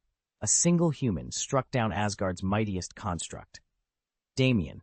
The name echoed in Fury's mind. He remembered the sensational reports, a young hero who had toppled the cosmic juggernaut and earned a reputation no army could ignore. If Thanos' forces believed they could simply overrun us, Loki went on, they would have come long ago. No, this time they must believe they found champions capable of taking Damien on. Champions, Fury's voice was low. Who could match Damien's strength? Loki's eyes gleamed. Not one or two, but 5. The Obsidian Generals, legends in their own right, each with power to rival the Destroyer himself. If they unite under Thanos' command, Blue Star will face a catastrophe unlike any before. Fury's stomach nodded. He had prepared for a Chitauri invasion, but never for missile-like generals of pure obsidian, each capable of leveling continents. They're not waiting, Loki added. Their fleet will arrive within a week. You have 7 days to strengthen your defenses, or to find a way to stop them before they shore up Thanos' might even further. As Loki stepped back, his parting smile felt more like a challenge than reassurance. The clock was ticking, and every second would count if Damien and all of Blue Star were to survive the coming storm. If necessary, we can only grant an extension of a few more days, Damien said quietly. Thor shot a hard look at Loki, then scanned the room. Loki, as Asgard's prince, was supremely proud. Winning his respect and getting him to admit someone else was a powerful ally was no small achievement. You understand me, brother, Thor observed. At Thor's words, Loki's handsome features softened into a small, knowing smile. Nick Fury, standing nearby, felt his suspicion ease. He was already 90% certain of their true aim, the cosmic cube. That artifact brimmed with boundless energy and wielded the uncanny power to connect any 2 points in the universe. It could teleport a single person, or, if handled correctly, enable continuous transport. Even worse, the mysterious backer Loki alluded to commanded a fearsome Chitauri army. If they got their hands on the cube, it wouldn't just imperil Earth's safety, it could threaten countless worlds. Fury was most concerned about his own planet, but he knew that no being in the cosmos, however famous or noble, could resist the cube's lure. Steve's brow furrowed as he absorbed Thor and Loki's reports. Did Tony say he was looking for reinforcements? Banner shook his head. He didn't name anyone in particular, just that he'd reach out to friends across the galaxy. Steve ran a hand through his hair. I just hope these friends actually help, rather than making things worse on Blue Star. Nick Fury, overhearing them in the command center, stiffened at the mention of alien allies. Loki, leaning casually against a wall, let out a derisive snort. You're imagining drama where there is none, Loki scoffed. With Stark's resources, he could easily fend off a full-scale Chitauri assault, or, if push came to shove, simply decamp to another system. But he refuses to abandon Blue Star. He's throwing everything he has into its defense. He paused, a contemptuous smile on his lips. That's Tony Stark in a nutshell. Arrogant, ruthless, and utterly convinced that only he can save the day. Even if he calls in old favors from distant worlds, there's no guarantee those benefactors will risk their own people for a planet that's none of their concern. Other races don't operate the way humans do. Even if someone agrees to help Tony Stark out of the kindness of their heart, Tony still ends up owing them a favor. because no one wants an unspoken debt hanging over their heads. And what debt is harder to repay than one between friends? Yet Tony, ever the pragmatist, doesn't hesitate to rack up favors when he needs backup. He must have picked someone truly exceptional. But this brash human hasn't paused to consider any of that. Instead, he's jumping straight to the question of whether Tony's ally can be trusted. His entitlement and jealousy are downright offensive. Loki, who has long loathed humanity's endless scheming, feels his irritation flare, with special contempt reserved for this cocky upstart who talks big with nothing to back it up. Thor notices Loki rolling his eyes and recognizes that his brother's in a foul mood. Gently, he lays his hand on Loki's shoulder. Loki catches the gesture and falls silent. Thor turns to the newcomer and extends a welcoming smile. "Let's make proper introductions," he says. "I am Thor, son of Odin, god of thunder." Damien stepped into the center of the conference room, his calm demeanor drawing every eye. He paused, letting the murmur of voices die down, then spoke with quiet confidence. "You've all heard my name," he began. "Most of what you've read isn't wholly accurate, but the essentials are true. I command the power of thunder. My body is effectively indestructible. I possess superhuman strength, and I can fly at incredible speeds. Frankly, I don't have any clear weaknesses." He let that sink in, then continued, "Later, I'll demonstrate those abilities for you. For now, I have no ulterior motive in making this introduction, but should the conflict erupt into full-scale war, if you encounter enemies you can't handle or simply need backup, call on me. I'll come." A brief hush followed, then Sol stepped forward, her eyes sweeping the room. "All right, introductions," she said crisply. "I'll start with Steve." She gestured to the man in the star-spangled uniform standing beside her. "This is Captain America, Steve Rogers. Through years of super soldier serum and relentless training, he's reached the peak of human potential. On average, he can lift 5 tons. In a fight, he can push that to 10. He can punch through solid concrete and keep going for an entire day without tiring." Steve gave a modest salute. "I can't promise when you'll see me in action," he said, voice steady. "But when the time comes, I'll be there. War isn't about glory, it's about saving lives. I intend to save as many as I can." Beside him, the Black Widow shifted her weight, her gaze razor-sharp. "I'm Natasha Romanoff," she said. "I specialize in covert ops, espionage, and close-quarters combat. When a lith or subterfuge is required, I handle it." At the far end, Dr. Bruce Banner offered a tentative smile. "I'm the team's resident scientist, and well, Hulk," he added, a hint of ruefulness in his voice. "Under stress, I transform into an incredibly powerful, but let's say temperamental, green giant. My intellect and his strength combined to cover both ends of the spectrum." One by one, the other Avengers introduced themselves in turn. Clint Hawkeye Barton with his unerring aim, Thor Odinson, the Asgardian god of thunder, and Tony Stark, the genius inventor in the Iron Man armor. Each outlined their abilities, strengths, and how they could contribute to the looming conflict. When the last hero finished speaking, Damien met Sol's eyes and nodded. The introductions were done, the alliances forged. Outside, the storm clouds gathered on the horizon, literal and figurative, and the real battle was about to begin. Among Damien's recruits are Black Widow and Hawkeye Barton. Neither relies on sheer brute force, but each brings a vital skill set to the table. Black Widow is a crack shot and a formidable hand-to-hand fighter. If she can get her hands on the aliens' weaponry, she could turn the tide single-handedly. Hawkeye Barton, meanwhile, is unrivaled with a bow, providing precise long-range cover and suppressive fire. And now, here comes the 4th update. Chapter 189, The Importance of Backup. Late afternoon light filtered through the halls of Stark Manor as Tony Stark stepped off the aerial battleship and made his way home. Before contacting Renoli and the rest of the team, he dialed Damien's number. The call connected almost instantly. Damien's holographic projection blinked into existence. Tony leaned forward. "Damien, I'm bringing in Lenoli, Kyle, Predictor, and Lacey for this mission, and feel free to include Renoli and the usual crew, but under no circumstances involve any other Void Cult members." He let that sink in before continuing. "Chitauri technology may look primitive by our standards, but it can still kill, and it's notoriously unpredictable. If any of our people aren't fully upgraded, we risk casualties. One death could trigger a chain of unforeseen consequences."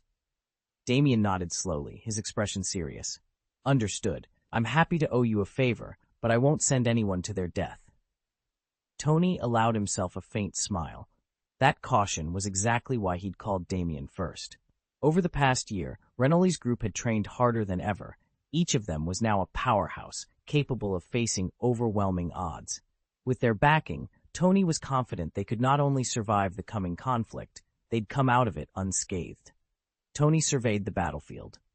If even a few hundred Void cultists joined the fight, they could push back the Chitauri, though not without heavy losses. He could always summon reinforcements from Blue Star and repay the favor later, but if someone died in the process, how would he explain it to Damien, or to the rest of their allies? Even recruiting those 4 powerful mercenaries wouldn't guarantee victory. And if Damien refused to act, and Odin stayed out of it, there was still one force they couldn't ignore, the Supreme Mage, the Ancient One herself. This was a full-scale invasion of the material realm, and if the devastation grew too severe, she wouldn't remain passive. Since you understand the risks, Tony said, locking eyes with Damien, then go ahead and do it. Damien gave a slight nod. Thank you. A pleased smile flickered across Tony's face. I've seen everything you've done. He clapped Damien on the shoulder. You guided Banner so effectively. I wouldn't be surprised if one day he officially joined the Void Cult and stood with Blue Star right alongside you.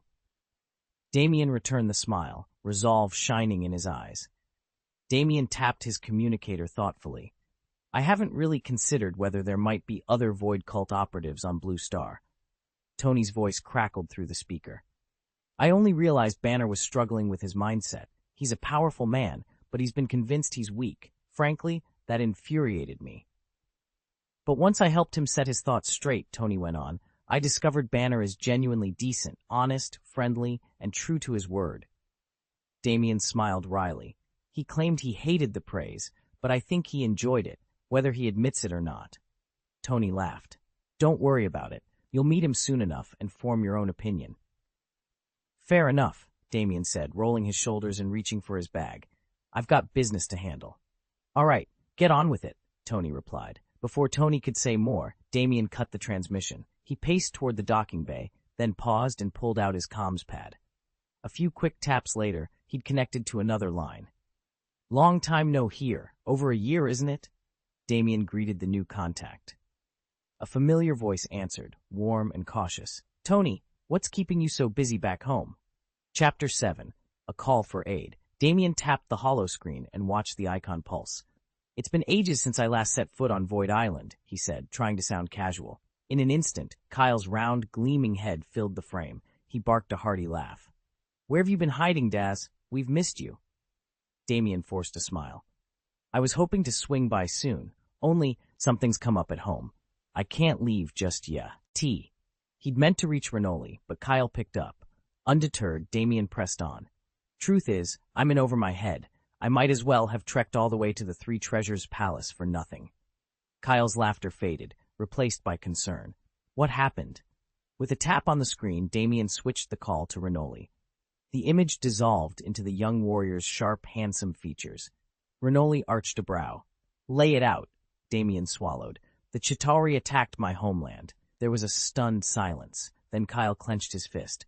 So you need backup. Predictor Lacey, Renoli, and me, ready to answer the call? Exactly, Damien said. We're old friends. This is what we do. Renoli frowned, eyes darkening. Your home isn't under King Odin's protection, is it? Not at all, Damien admitted, which makes it all the more baffling why the Chitauri would strike there. Kyle exchanged a look with Renoli. All right, we'll come, but first, give us all the details. Why this place? Why now? Renoli held up a gloved hand. It's more complicated than a simple raid. There's something else drawing them in. Damien nodded. I'll fill you in, but we'll need every ounce of firepower you can bring. Consider it done, Kyle said, leaning forward with a determined grin. The Stormbreakers answer when you call. Damien exhaled, relief washing over him. Thank you. I'll send coordinates and a full briefing in an hour. This is going to get messy. As the holo call ended, Damien stared at the darkening sky outside his window. The Chitauri attack was only the beginning, and soon all of Void Island's greatest fighters would be on their way into the heart of conflict. Damien sat across from Tony as he outlined the situation in terse, urgent tones. With God King Odin unable to appear in person, he's sending his 2 sons in his stead, Tony began. While they're undoubtedly powerful, I worry they won't be enough. I need you to step in. Damien raised an eyebrow. Tony continued, I've already run this by Kyle, Predictor, and Lacey. They're itching to visit Blue Star, partly to check on you, partly for a bit of R&R. But we're debating whether to bring more troops. Word is, the Void Cult has been whispering your name everywhere. If you staged a grand feast for them, you'd win their loyalty. Once they realized you needed help, they'd come running. Tony grinned, teasing. And afterward, you can repay me with a back rub. I'll let you off my debt after, say, a few dozen, 100 rubs. Renali, Tony's most trusted lieutenant, didn't hesitate. After a quick round of nods from Kyle, Predictor, and Lacey, Renoli gave Damien a confident smile. These were no green recruits. Before pledging themselves to the Void Cult, they'd all been elite bounty hunters, cutting their teeth in countless skirmishes across the stars. Though the Chitauri had the reputation of a fanatical race, their Void Cult answered directly to Lord Cassidon himself, proof enough of the power they could muster. Damien leaned back, absorbing the plan. A feast for the Void Cult, reinforcements from Kyle and the others, and 2 royal scions from Asgard. It was an unusual coalition, to say the least, but in the coming war, unusual alliances were exactly what he needed. Tony didn't even flinch at the thought of the Chitauri coming after them. If anyone was going to get in their way, it would be the Chitauri. Time enough for incense offerings, then. There's no need for reinforcements, he told Damien. Just your presence will be more than enough. And don't worry, Tony added with a grin, you'll definitely have your place at the banquet and all the festivities afterward. Reassured by the support of the Void Cult, Tony felt a warmth spread through him. Great. I'll see you in a few days. Damien nodded, returning the smile, and ended the transmission. On Void Island, Xandar's hidden outpost in the vast void, Damien and his team were already busy packing their gear. A handful of attendants laid out weapons and provisions, but it was the seers who took charge of every last detail. Their bodies, augmented to superhuman levels, gave them incredible endurance, yet they still preferred the precision and reach of technological arms. Combined with their prophetic gift, a single shot could fell an enemy hundreds of miles away.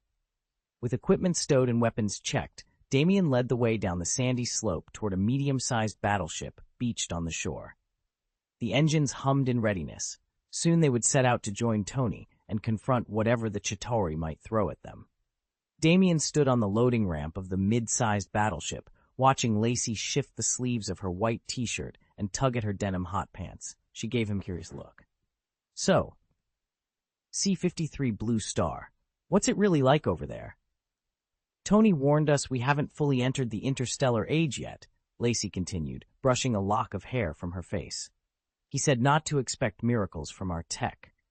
From the gloom of the engine bay, the prophet's low voice rumbled. Whether our gadgets work or not, I only care that we've got enough to eat. Damien nodded. And if the Void God faithful are in trouble, we'd better be ready to help. No questions asked. Kyle's booming laugh cut through the tension. Don't worry, you'll see soon enough. Renali smiled, calm as ever.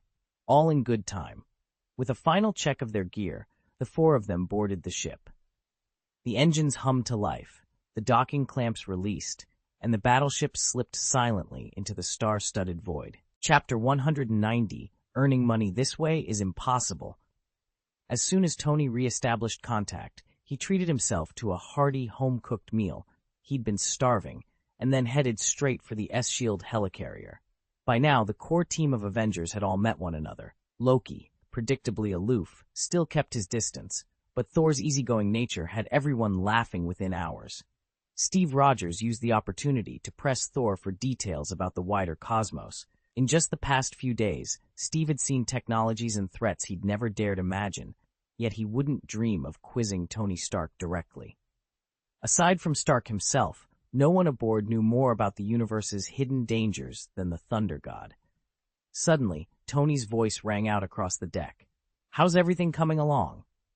Thor looked up from his conversation with Steve and Bruce Banner, a broad grin on his face.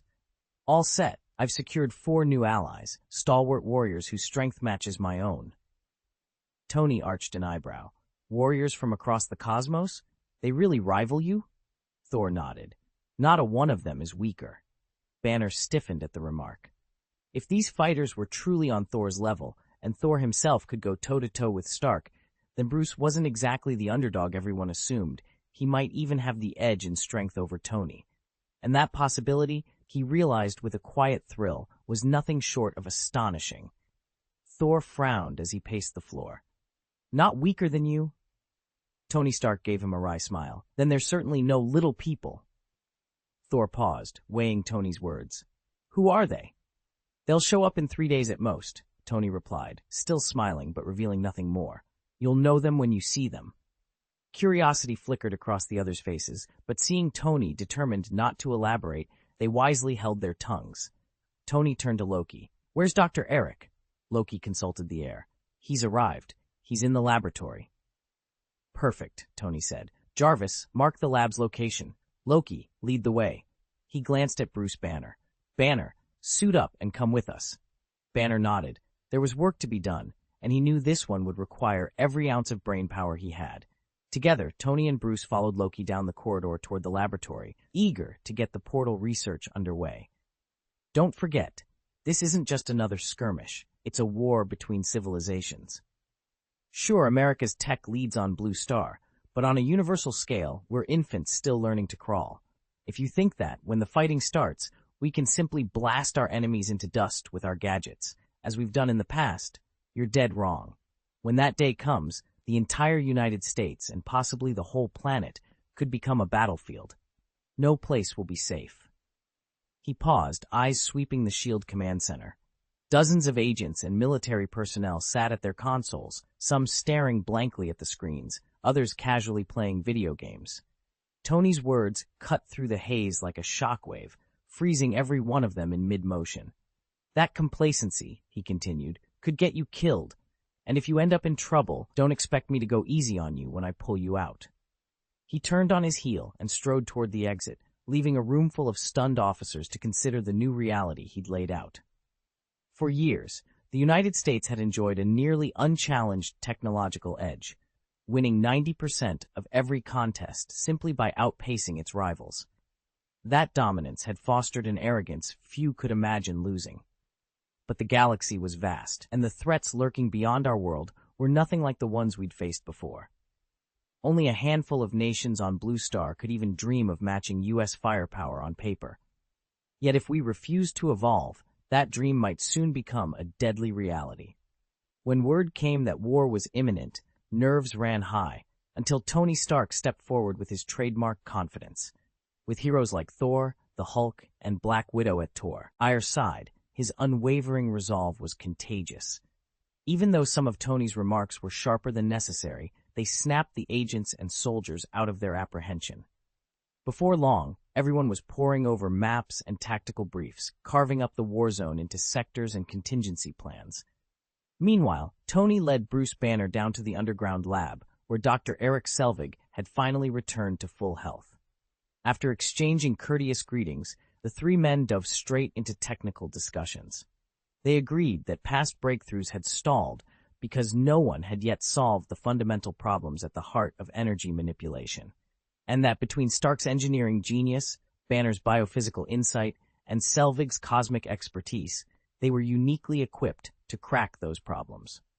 Clint Barton, fresh from a successful mission, had also delivered the crucial component, the so-called universe cube, a stabilizing element vital to containing the immense energy they would need. Not far away, Thor and Loki climbed down from the S-Shield carrier and strolled through New York. Only this wasn't the familiar city on Earth, but Blue Star's version of it. They seemed almost amused by its neon-lit streets and alien architecture, as if taking a brief moment's respite before the storm. Overlooking all of this from a secure observation post was Damien. He hadn't expected the first formal gathering of the Avengers to be so thoroughly orchestrated by Tony. Yet there was no denying Stark's leadership. Within hours, a ragtag assembly of agents, scientists, and superhumans had transformed into a united front, primed, focused, and ready for the war ahead. Despite everything, Tony's power had only grown since their last battle. It made perfect sense that he'd seize command from Nick Fury and take point on this new war. Meanwhile, Damien stayed behind at headquarters, calm and confident, waiting for hostilities to break out. In truth, if the Avengers had followed their original plan, they would have decimated the Chitauri forces back then, defeat Loki, shut down the portal, and close the gateway for good. Without that breach, Earth's mightiest heroes would never have faced an endless tide of alien reinforcements. 3 days passed in uneasy quiet. On the fourth morning, a colossal starship emerged from hyperspace and pierced the skies above the planet known as Blue Star. Renoli made direct contact with Tony Stark to confirm the rendezvous point, and the vessel then descended toward the planet's vast ocean. It skimmed the surface for several long moments before coming to a gentle rest on the crystalline waves. Lacey was first to disembark. She unfolded her wings and hovered above the water's mirror-like surface, marveling at the schools of untouched marine life shimmering below. A fresh, salt-laden breeze filled the air, and she inhaled deeply, her eyes alight with wonder. "This world, it's like Xandar, only better," she said softly. "The environment here is perfect, truly a place anyone could call home." Perhaps because Blue Star's technology still lags behind, vast regions and resources remain untouched. In fact, many of its undeveloped zones rival the most pristine environments of better-known worlds. "Weren't we expecting a battle?" Kyle, standing well over 2 meters tall, glanced at the holoscreen. "Why isn't there a single Chitauri weapons signature on our scanners?" He frowned, pacing atop the command deck. "I'll have all the answers once Damien arrives." Renoli, his silver hair drifting in the artificial sea breeze, kept his tone calm as he activated the console. "Prediction unit, status report. In 60 seconds. At that, the bridge fell silent, everyone watching the displays. Sure enough, a sleek, medium-class air transport warship drifted into sensor range, its hull markings crisp against the void. The real confrontation was about to begin. Kyle's voice crackled over the ship's comms as the radar display blinked to life. "They're using a cloaking array, reflective panels to bend light around the hull. Ingenious, but the stealth package is practically a joke. It barely scrubs their signatures." Lacey dropped down from the observation deck, her boots thudding softly on the steel floor. She frowned at the screen. "Are you sure this is Tony's handiwork? His tech isn't that advanced." Renali shook his head. "No way. Tony can forge power armor and rig gravity drives, sure, but this cloaking reflector is beyond even his reach." He tapped the console. "This gear is human-made, all right, but not from Earth. It's coming in from Blue Star." Before anyone could respond, the Prophet, known to most simply as the Oracle, stepped forward. His robe brushed the deck, and he raised a hand for silence. "Today is Year 19's first official update," he intoned, voice calm yet resonant. "Prepare yourselves. This signals the beginning of a new era." A hush fell over the bridge as the crew absorbed the weight of his words. Outside, the medium-sized transport ship drifted closer, its faint shimmer betraying the limits of its camouflage. Whatever lay aboard, it had announced itself, and now the real game was about to begin. Chapter 191, Mutual Introduction. A flash of movement heralded the arrival of a new figure. Steel-clad and sleek, he dropped out of the transport ship Damien had just disembarked from. In less than a heartbeat, he landed lightly before Damien, Renoli, and Lacey. "Tony, your armor is as impressive as ever," Renoli said, his eyes sparkling. He'd clearly been watching that supersonic descent with admiration. Tony tapped his chest plate. "This is only one prototype. I've got others you haven't seen yet." "I can't wait," Renoli laughed. Damien's grin split his face.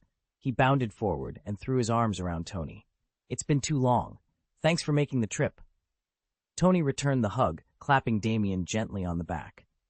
When they finally stepped apart, Tony cocked his head. "By the way, Damien, why didn't you remove your helmet when I arrived?" Lacey, who'd been studying Tony's every move, frowned. "Yeah, he always takes it off around friends." Tony's posture grew a shade more reserved. "This is Blue Star, my homeworld. Only a handful of people know my real identity. I have to keep that information under wraps." Lacey's eyes softened in understanding. She gave a quick nod. "Your secret is safe with us." Tony relaxed, the rigid lines of his armor seeming to melt away in the small circle of trust they shared. Damien studied the medium-sized transport ship on the landing pad and asked, "Is that one of our weapons against the Chitauri?" The prophet shook his head. "Honestly, it'd be vaporized by the first Chitauri salvo.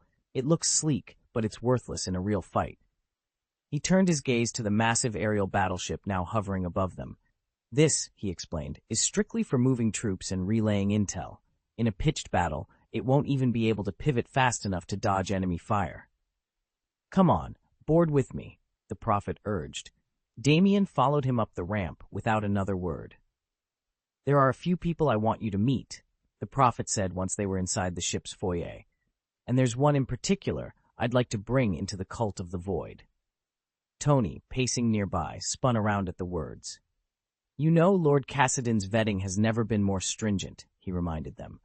"It's almost impossible to become a true disciple of the void god these days.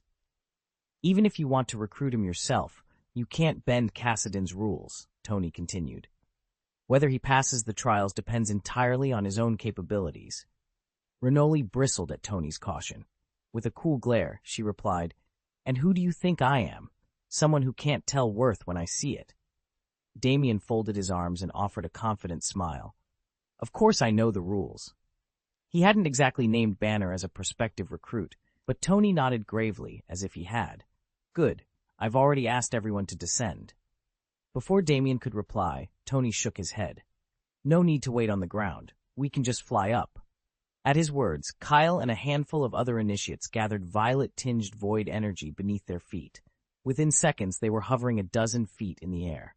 Damien raised an eyebrow. "You can all fly now?" Tony's jaw dropped. "The initiation fee's already been paid?" Renoli let out a soft laugh. "There isn't a fee, actually. What you're seeing is void sweep, the basic levitation technique Miss Sonia taught us. Once you've been with the void cult for a year without any major slip-ups, you'll awaken as a full power of the void, and only then can you master void sweep." He gave Damien a friendly nod. "You've been away a while, so it makes sense you haven't heard. Don't worry, I'll find a chance to teach you soon." Renoli glanced around at the dozens of new buildings sprouting across Void Island. Thanks to Tony's generous contributions, the cult had never been richer. Facilities went up faster than they could be christened. Damien turned back to Tony, a look of genuine admiration on his face. "That's brilliant, and it's all thanks to Sonia's teaching?" Tony nodded, still a little awestruck. "Exactly. Miss Sonia's lessons have changed everything." High above the island, Kyle and the others floated in practiced formation. Below them, the future of the Void cult looked brighter and more powerful than ever. Though Damien could already soar in his steel armor, flying under his own power was clearly the better option. No reliance on a suit meant far fewer vulnerabilities. Still, Tony couldn't shake a nagging suspicion. Was Damien deliberately making things harder on Sonia? Before he could decide, Damien and the rest rocketed skyward, heading straight for the S-Shield carrier. No one aboard caught Tony's brief overcom warning, but the silence wasn't from misunderstanding. It was awe. 6 people climbing into the sky under their own steam was a sight few could take in without a moment's hesitation. Once on deck, Tony guided his motley crew down the corridors to the main control room. The instant Lacey stepped inside, the atmosphere shifted. She was tall and lithe, her platinum blonde hair falling in perfect waves around a face that blended warmth and challenge. Every pair of eyes in the room locked onto her, the men's expressions drifting from surprise to something more transient. Admiration, perhaps even lust. Natasha caught herself watching, and for the first time in a long while, she felt outmatched. Lacey's presence was pure, effortless allure. She knew exactly how to draw attention, and left little doubt that most men would happily fall under her spell. Tony led Damien and the others into the grand hall and paused in front of 2 imposing figures. "Let me introduce you," he said with a smile. "This silver-haired man standing beside me is Renoli. He's a supersonic user. His speed is literally as fast as sound." Renoli inclined his head in greeting, his pale hair catching the light. Tony turned to the taller newcomer. "And this is Thor, god of thunder and prince of Asgard." At the mention of his name, Thor's storm-blue eyes brightened. He stepped forward, clasped Renoli's hand in a powerful grip, and boomed, "An honor to meet you. I've long heard tales of your feats." Renoli's eyes flashed with surprise, but he recovered his composure. Thank you for coming to lend us your strength. Tony beamed and continued. Finally, this 2-meter-tall fellow is Kyle. He was born with uncanny, innate power. Thor turned and offered Kyle a hearty handshake. I've heard of Asgard's champions for ages. Perhaps one day soon we might spar, just for sport. Kyle laughed, his broad shoulders shifting under his jacket. I'd welcome the challenge. With introductions complete, the group fell into easy conversation, each warrior eager to learn more about the other's abilities and to set the stage for the friendly contests to come. Thor chuckled confidently. Few can hope to challenge me in terms of raw power. Kyle ran a hand over his smooth scalp and smiled. Well, then I can hardly wait to see what you've got. As you wish, Thor replied with a nod. Kyle turned to the newcomer beside Tony. This is the Prophet. True to his name, he can foresee any event before it actually happens. Tony cleared his throat. They're all my friends. None of them are Blue Star natives, nor do they serve as Asgard's guardians of this world. I thought a quick rundown of our abilities would suffice for introductions. To be honest, even I don't know everyone's full capabilities. The contests on Void Island focus more on precision control than on unleashing raw power. Besides, we haven't all been together in over a year. At Tony's words, Thor glanced toward the figure standing a few paces away. Dressed in a gray cloak with his body completely swathed in bandages, the Prophet looked every bit as strange as his reputation suggested. Yet he lifted a hand in greeting. Hello. Chapter 12. A Curious Inquiry. Damien stepped forward, his form almost obscured by the layers of enchanted bandages wrapped tightly around him. He inclined his head and offered a steady gaze. Hello. He reached out and shook Thor's massive hand, its surprising firmness. May I ask you a question? Thor studied the young prophet for a moment, then nodded. Of course. Damien pointed at the mystic runes scrawled across Thor's arms. Your body is covered in these magical wrappings. What would happen if you took them off? Across the courtyard, Loki leaned against a column, interest flickering in his eyes. He met Damien's gaze for an instant, but remained silent, choosing instead to observe. A faint chime sounded on Damien's wrist. He glanced down to see a fresh update awaiting him. With a small nod, he reached into his satchel, ready to decipher the next message from the Fates. Chapter 192. Transformation is super cool. Tony's eyes widened when Loki casually revealed that the seer's entire body was wrapped in magically inscribed bandages. He turned to the prophet, Damien, with genuine surprise. Come to think of it, I've never actually seen you, Damien. He smiled, genuinely intrigued. Technology was his forte, not sorcery, so of course he couldn't have recognized the runes. Loki, on the other hand, lived and breathed magic. Those bandages sealing Damien's form aren't just decorative, Loki explained. They contain spells that suppress most of his precognitive gifts. They only come off in the direst of circumstances, Loki added quietly.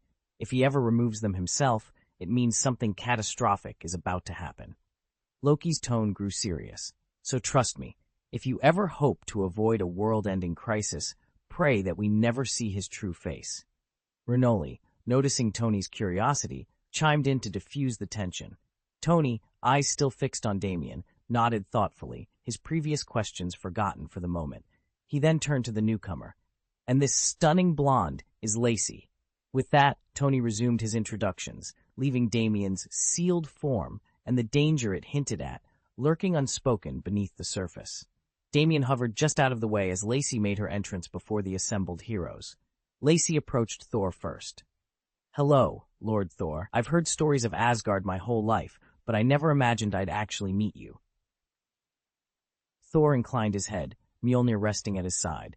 The tales tend to embellish my deeds, Lady Lacey, but thank you for your kind words. She turned and offered Tony Stark a dazzling smile. And you are every bit as handsome as the legends say. Tony smirked, tapping his arc reactor. Flattery will get you everywhere. Steve Rogers stepped forward with a courteous nod. Excuse me, Miss Lacey, but may I ask, what's your superpower? Lacey's smile didn't waver. Funny you should ask.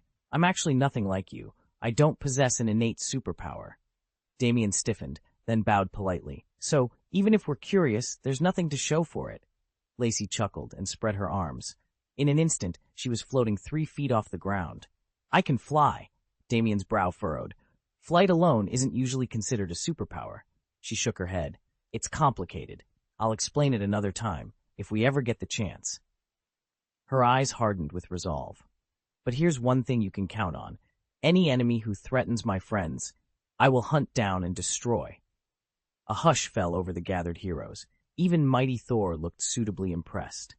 All right, Thor said with a disarming smile as he scanned the beautiful woman before him. A single bead of sweat slid down his temple. Let me introduce you properly. He motioned toward the broad-shouldered man at his side. This is Steve Rogers, codename Captain America. He's been enhanced far beyond the capabilities of an ordinary human. Damien, who had been quietly observing, didn't press for more details. Instead, he smoothly stepped back and allowed Tony to carry on the introductions. He understood Tony's reasoning. Among these Asgardian circles, Blue Star was already assumed to fall under their sphere of influence. It made more sense to present Steve Rogers first than to bring up Nick Fury or any other agency head. Lacey glanced at Steve with cool, appraising eyes and instantly recognized the telltale signs of genetic augmentation. Her brow furrowed in thoughtful curiosity, but she withheld her questions about why such a powerful serum wasn't more widely distributed. Tony had already explained that Blue Star hadn't entered an interstellar age. Nations still fought over scarce resources on a planetary scale. In that context, a super soldier serum was too volatile, too privileged, and far too risky to share with the general population. Xandarians had been bioengineered for longevity and peak physical performance, but even among enhanced races, there were still ordinary people. Steve Rogers studied the 4 figures Tony Stark had guided onto Void Island. He felt a flicker of nerves before forcing a polite greeting. Hello. Tony waved him off with a grin. Don't worry, Steve. We're here to help, not start a fight. Steve's gaze drifted over their new allies. Kyle stepped forward, arms folded casually. Plenty of folks come looking for the cult of the Void. Everyone hopes to join. Once you're in, you're family. He offered Steve a reassuring nod. Thanks in advance for your help. Steve relaxed. I appreciate it. Kyle clapped a broad hand over his chest and smiled. You see that guy? That's Bruce Banner. He's a powerhouse. His ability is transformation, and when he shifts, he's as formidable as they come. Thor, who'd been watching Banner closely, let out an approving laugh. Ah, so this is the famed Banner. I've heard much about him. Renoli, standing beside Thor, stared at Banner as though waiting for an enormous green hand to burst from his sleeve. Yet Banner remained unnervingly calm, his aura cool and controlled. Damien already knew exactly who Tony wanted to recruit. After all, anyone blessed with a transformation ability and accepted into the Void would start far above everyone else, and stepping through those gates would make it that much easier to rise as a top powerhouse within the Void god faith. A true transformation superpower? That was an astonishing gift. I hope we'll get to fight side by side, Renoli said, offering a warm smile. Thanks, Damien replied, returning the smile. But I've got to admit, I'm not fully comfortable with my powers yet. I'm still learning to control them. Renoli's expression turned apologetic. I might give you some trouble then. Please forgive any mistakes. Damien shook his head. Don't worry about it. Almost everyone with transformation abilities struggles at first, but once you master them, your strength skyrockets. He leaned forward, sincerity in his voice. Just take your time. The most important thing is to accept the power within you. Renoli studied Damien's earnest face, determination flickering in his eyes. Having faced countless formidable opponents, he knew the quirks and challenges of a transformation system better than most. And now, with Damien's encouragement, he felt more resolute than ever to conquer his own abilities. Among the earliest traits of the transformation system is the body's natural resistance to its own emerging power. If the force released on the first change is too great, novices can lose control and go berserk. Disastrous for ordinary people, but a golden opportunity for seasoned superhumans. The harder it fights back, the more raw power you're capable of channeling once you finally gain mastery. In other words, the stronger the initial surge, the higher your ceiling. If Damien's transformation is indeed that powerful, Renoli remarked, he'd be the perfect candidate to petition Lord Cassadin for a blessing. All right, Damien said, meeting Renoli's approving nod. I'll give it my best shot. Tony Stark watched him thoughtfully, probably recalling his earlier remark about Damien's mindset. Thor, meanwhile, waved both Renoli and Damien aside and began introducing the others. This is Natasha Romanoff, the Black Widow, and Clint Barton, our Hawkeye. And finally, my brother Loki. Now that the introductions were complete, Thor folded his arms. Everyone's acquainted. Let's get down to business. I'll entertain our guests, Tony volunteered with a grin, stepping forward. After all, what are friends for? I'll see you all in a few days, Damien called out. Lacey's eyes lit up when she learned Tony was hosting a grand dinner for them. She returned Damien's wave with a bright smile. A small group of guests trailed after Tony as he led the way down the corridor. Once the room had emptied, Damien picked up his tablet and tapped send. The third update was off. Chapter 193, the teleportation array activates. Thor and Loki had departed for the moment. They'd answered Tony's call and taken the chance to familiarize themselves with one another, so they could watch each other's backs. Now that Tony was preparing to host their universe-spanning guests, the two Asgardians no longer needed to remain. One of Director Fury's agents, a striking young woman, paused as she watched them go. Director, they're all leaving. Nick Fury glanced up at her. After a moment's thought, he said, let them go. Our real concern is Blue Star's safety. He'd intended to keep a closer eye on those extraordinary heroes, but after gauging Tony's confidence in his assembled allies, he realized that no amount of orders could restrain beings of such power. Still, the reinforcements Tony had summoned seemed solid enough, unlikely to threaten Blue Star. That brought Fury some relief. Aboard the space cruiser bound for Stark Manor, Tony Stark manned the helm alongside Ricardo Renault and the rest of his team. He glanced over his shoulder with a grin. By the way, I almost forgot to introduce you to my wife, Pepper Potts. She's also part of the Void cult. Ricardo's eyebrows shot up. Pepper? I didn't know she joined the cult, but isn't she still on Blue Star? Just don't say anything bad about me, Damien called over his shoulder as he climbed down from the sleek black battleship. He paused on the bottom stair, then grinned and added, we're all men here, right? I get it. I get it. Kyle laughed and gave him a friendly clap on the shoulder. Rich folks in this universe tend to be hopeless romantics, but don't worry, especially with your wife right here, I'll keep my comments to myself. Lacey offered Damien a conspiratorial smile. Relax. I understand completely. Renali gave a brief nod in agreement, and even the prophet, who'd already predicted this very moment, simply inclined his head in acknowledgement. Just then, a highly advanced spacecraft, nothing like the Blue Star technology shuttles Pepper had ever seen, descended onto the landing pad at Stark Manor. Pepper Potts stepped forward, curiosity piqued. Damien emerged first, followed by four strangers whose confident bearing and unusual aura told her they weren't ordinary guests. She smiled and extended a hand.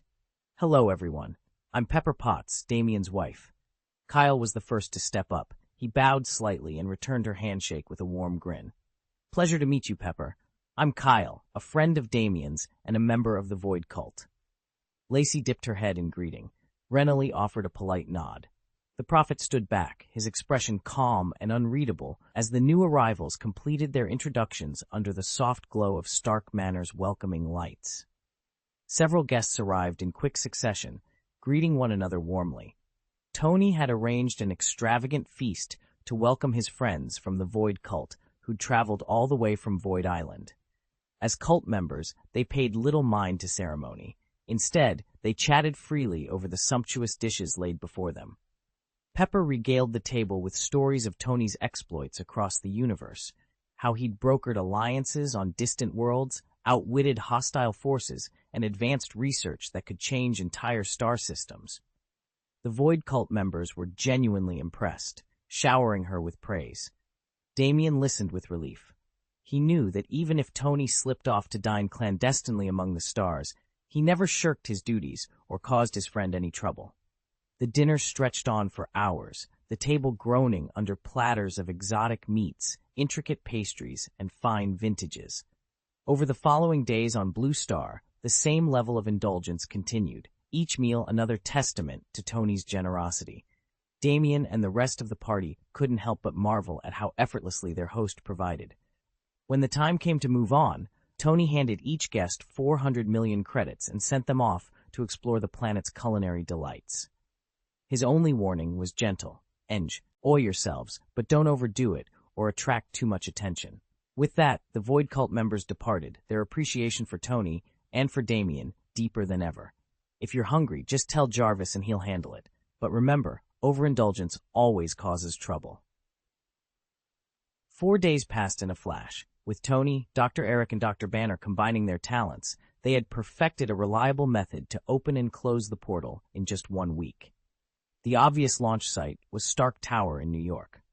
On the appointed day, the sky over New York was a flawless blue, perfect weather for an unprecedented experiment. Yet the arrival of troop transports and fighter jets had already cleared the streets. The city, usually teeming with life, felt uncharacteristically tense. Protesters gathered in pockets, shouting their objections, only to be swiftly arrested by military police for resisting the law. High above the chaos, on the rooftop of Stark Tower, Loki stood beside Dr. Eric, surveying the city below.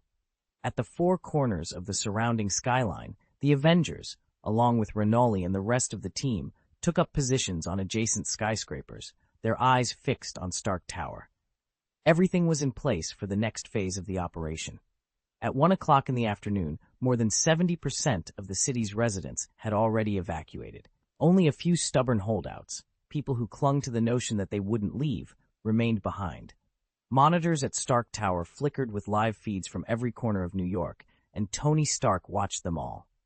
"Dr. Eric, activate," he ordered. They'd given the civilians every opportunity to get out. If the sky tore open and disaster struck, those last few souls would have only themselves to blame.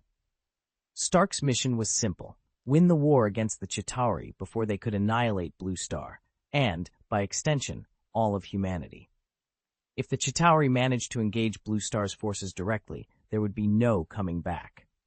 At Tony's command, Stark Tower released a searing blue beam into the heavens. It punched a vast hole in the sky, and an astonishing vortex of energy began to whirl against the clouds. The spectacle was visible for miles. On the streets below, New Yorkers stopped in their tracks, eyes wide with wonder and dread, as the portal's swirling light painted the afternoon sky. "Is this the end of the world?" someone in the crowd shouted. "Then destroy them all. I'd love to skip my rent," another replied with a bitter laugh. "Finally an apocalypse.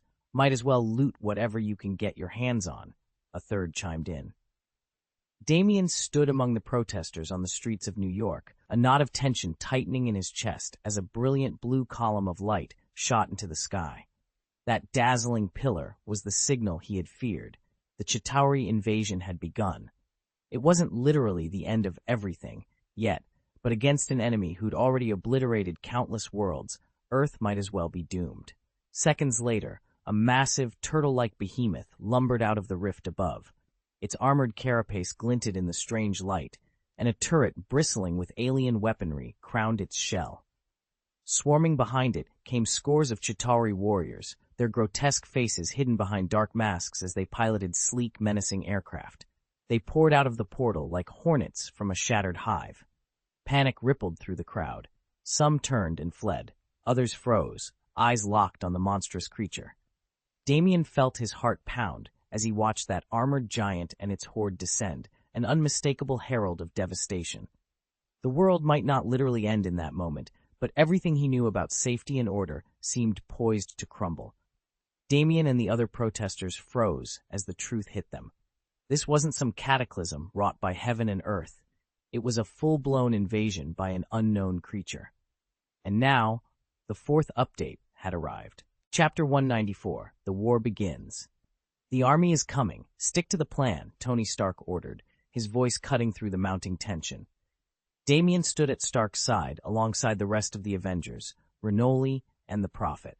The Prophet hefted her colossal energy sniper rifle and leveled it at the roiling vortex overhead. With a single, decisive press of the trigger, the weapon began to hum, drawing in ambient power until a brilliant bolt of energy surged skyward. A few hundred meters above the breach, the bolt detonated in a thunderous explosion. Dozens of radiant beams fanned out like sentries, locking onto the first wave of Chitauri soldiers spewing from the rift. Boom, boom, boom. Each detonation lit up the heavens like fireworks, and when the smoke drifted away, at least 500 invaders lay broken in midair. Yet even such devastating retaliation was barely a dent in the vast Chitauri host. As one group fell, more poured from the vortex. They split into multiple squadrons, banking down toward the city below, where civilians still scrambled for cover and opened fire without mercy. Damien's heart pounded in his chest. Around him, the Avengers readied their weapons. Stark adjusted his armor's repulsors. Renoli summoned crackling arcs of energy, and the Prophet reloaded in a blink. Above them, the sky churned with alien warships, preparing to eclipse the sun with their numbers. "Here they come," Damien muttered, gripping his blade. "Let's give them hell." With that single resolute vow, the Avengers surged forward, plunging into the heart of battle as the war for Earth truly began. A barrage of energy bombs slammed into the streets below, reducing everything in their path to smoldering ruin. From the back of the colossal war machine known as the Giant Turtle, its turret erupted in a hail of shellfire, but the Predictor, a compact device mounted alongside the cannon, responded instantly. Each incoming shell was programmed to detonate the moment it was struck, and one by one the heavy rounds blew themselves apart in midair.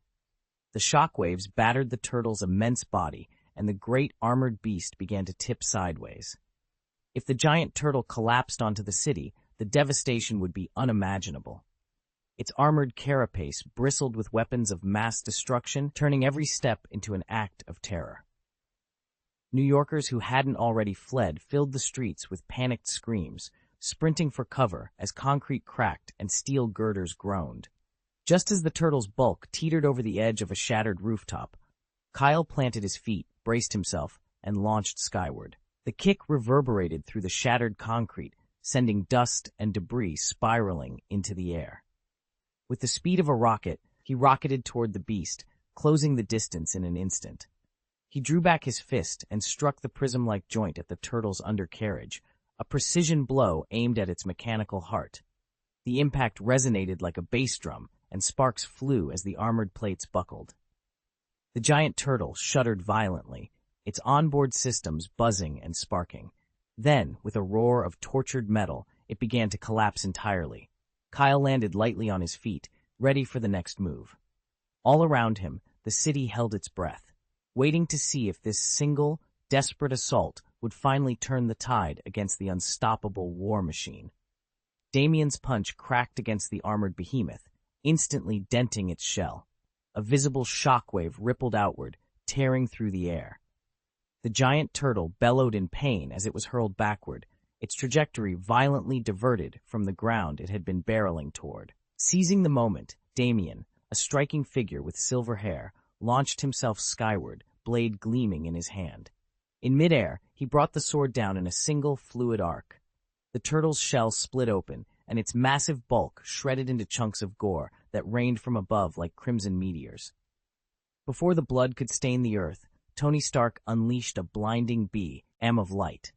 The fierce radiance instantly incinerated the fragments, reducing flesh and blood to drifting black ash that fell like snow between sky and ground.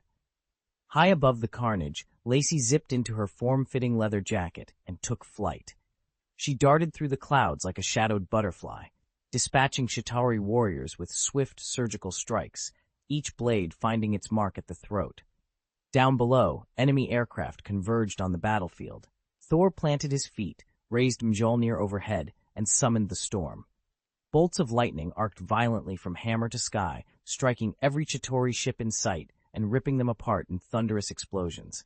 In seconds, the armored turtle lay destroyed, the Chitauri ground forces cut down, and the enemy air armada blasted to wreckage. Damien landed beside his allies, blade still warm, as rain of black ash faded into the clearing sky. The battle was far from over, but in that moment, the tide had unmistakably turned. Even the combined might of a handful of heroes couldn't halt the overwhelming Chitauri horde. With single-minded ferocity, the alien invaders poured through the sky, bent on slaughtering every living thing in their path. Waiting below, Esield troops unleashed a torrent of armor-piercing rounds. Blasting through Chitauri armor was almost hopeless, but their flying vessels were far more vulnerable. Under the withering hail of gunfire, several Chitauri aircraft spiraled from the heavens in flames. High above the streets of Manhattan, Iron Man hovered alongside Captain America, Black Widow, and Hawkeye, scanning for stragglers. After Tony's earnest conversations with Rhodey and the others, Bruce Banner had finally come to terms with the power within him, and he understood exactly what needed to be done. As a handful of Chitauri warriors plummeted into the rubble, Banner shed his last ounce of restraint. His muscles swelled, his skin turned green, and with a furious roar, the Hulk sprang forward. His massive fist struck a Chitauri soldier squarely in the chest, shattering it in an instant. The ground trembled beneath him, and the battle had only just begun. The Hulk didn't hesitate. He ripped a nearby car from the pavement and hurled it straight at the Chitauri flyer overhead. After his last fight with Tony Stark, where he'd only absorbed blows and couldn't land a single punch, he'd been itching to release some real fury. These alien scum weren't armored like Iron Man. They couldn't outfly him at supersonic speeds. So with every ounce of strength he possessed, he sent the car rocketing like a colossal cannonball. There was a deafening crack as it smashed into the ship's hull, instantly wiping out 3 Chitauri warriors. Above the battlefield, Tony Stark, Thor, Renoli, Kyle, Lacey, and the Predictor focused on the aerial onslaught, while the rest of the Avengers and the military held the ground. Their strategy was simple: assign each team a clear task, and it worked flawlessly. But Hulk didn't need plans. After flattening dozens of enemies around him, he surged upward, leapt more than 100 meters into the sky, and hurtled straight into the alien ranks. One by one, the Chitauri fell under the relentless onslaught led by Damien and his allies. Blood, shattered aircraft, and thick plumes of smoke blanketed the streets of New York. High above the chaos, Loki gripped the Mind Stone embedded scepter and splintered himself into dozens of illusory doubles, slipping silently through the defenders' ranks. On the battlefield, a massive Chitauri general froze as one of Loki's avatars appeared among the Earth fighters. He roared into his comlink, "What trick is this? Why is Loki betraying us? Is he not afraid of our master's wrath?" A cruel light danced in the general's eyes. Worse than Loki's defection was the revelation that his intel had been worthless. He'd been led to believe this blue star harbored only mere humans, surely not warriors capable of such coordinated resistance. True, his invasion fleet had bypassed Earth's opening energy barrier, but the counterattack had still inflicted heavy losses and claimed countless human lives. In return, though, Chitauri casualties soared far beyond what he'd predicted. Everything was going awry. Yet defeat was not an option. His orders were absolute: secure the planet or die trying. Since finesse had failed, he would now unleash his heaviest firepower on Blue Star itself. If he could not conquer it, he would obliterate it. General Sinclair's voice crackled over the comms. "They're moving ahead with it. As expected, the enemy plans to deploy disaster-level weapons. Get every unit on high alert. Now." High above the neon glow of New York City, Damien, codenamed the Prophet, paused at his sniper's post atop a glass-walled skyscraper. He set his rifle aside and began unwinding the blood-stained bandages from his torso, each turn revealing fresh cuts won in the firefight. With deliberate calm, he keyed his encrypted transmitter and sent the critical bulletin: "Fifth update is live. Chapter 195, 3 minutes." The Predictor's warning left the Avengers grim. Their worst fear was coming true. The Chitauri, armed with superior technology, were preparing to unleash a planet-shattering weapon on Blue Star. Far from home, the invaders had no qualms about obliterating an entire world. On the contrary, they'd rejoice in its ruin. "Get ready to launch," Tony Stark ordered without hesitation. Although Blue Star's technology appeared primitive, its ultimate weapon, the devastating mushroom bombs, could wipe out entire populations in an instant. Stark Manor's hangar doors thundered open as 20 Iron Man armor suits, each fully autonomous under Jarvis's command, rose into the sky. At the same time, Nick Fury tracked incoming support on his monitor.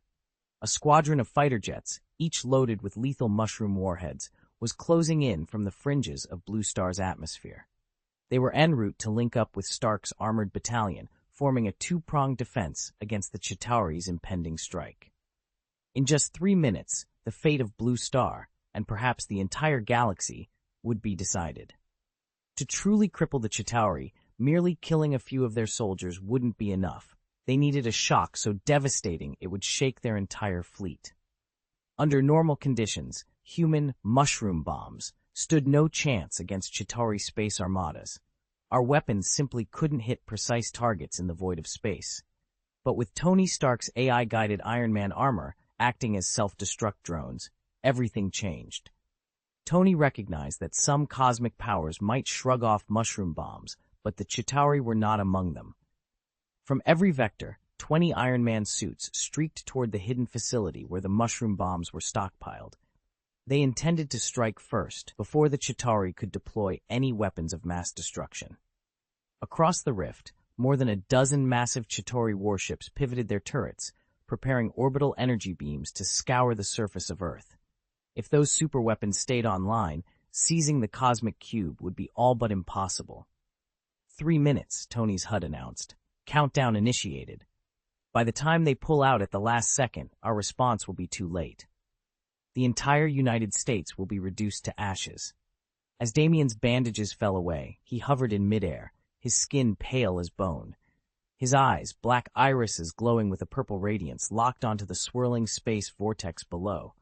His precognitive gift ignited, flooding his mind with a vision of the next 10 minutes. Through the teleportation array, wave after wave of Chitauri poured forth like a swarm of wasps. No ordinary army could withstand an onslaught of that scale, and judging by their tactics, these invaders would be ready to unleash a massive scorched earth attack to prevent any retreat. 3 minutes on a battlefield is an eternity. If the Chitauri timed their evacuation to coincide with our counterstrike, even the swiftest reaction would come too late.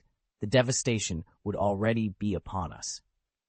Damien's voice rang out with calm authority. 3 minutes. That's all the warning we'll get. Prepare full coverage.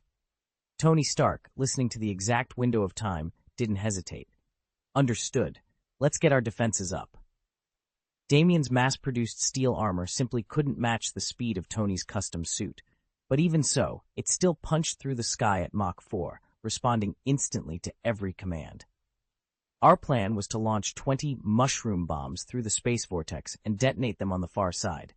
Without solid cover, however, the enemy would target my armor, destroy it, and set off the bombs prematurely. We couldn't let that happen. Suddenly, Tony's suit roared to life in a flash of violet. He'd activated void mode.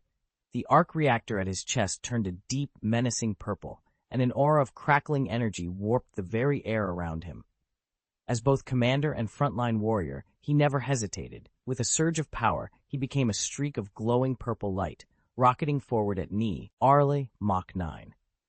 Behind him, a trail of violet flames carved an arc across the sky, stretching from ground level up into the clouds. Then came the blast. A thunderous roar filled the horizon as the first wave of bombs detonated on the enemy side of the vortex. The shockwave shattered every window within a 1,000-meter radius, sending glass and debris flying like deadly shrapnel. Through it all, Tony pressed on, unfazed, unstoppable, ensuring the mission hit its mark beyond any doubt. The horrifying scene left every Avenger, Nick Fury and all S.H.I.E.L.D. operatives included, completely stunned. Before the Chitauri could even react, a burst of violet energy tore through the battlefield, instantly shredding aircraft and soldiers alike into fragments.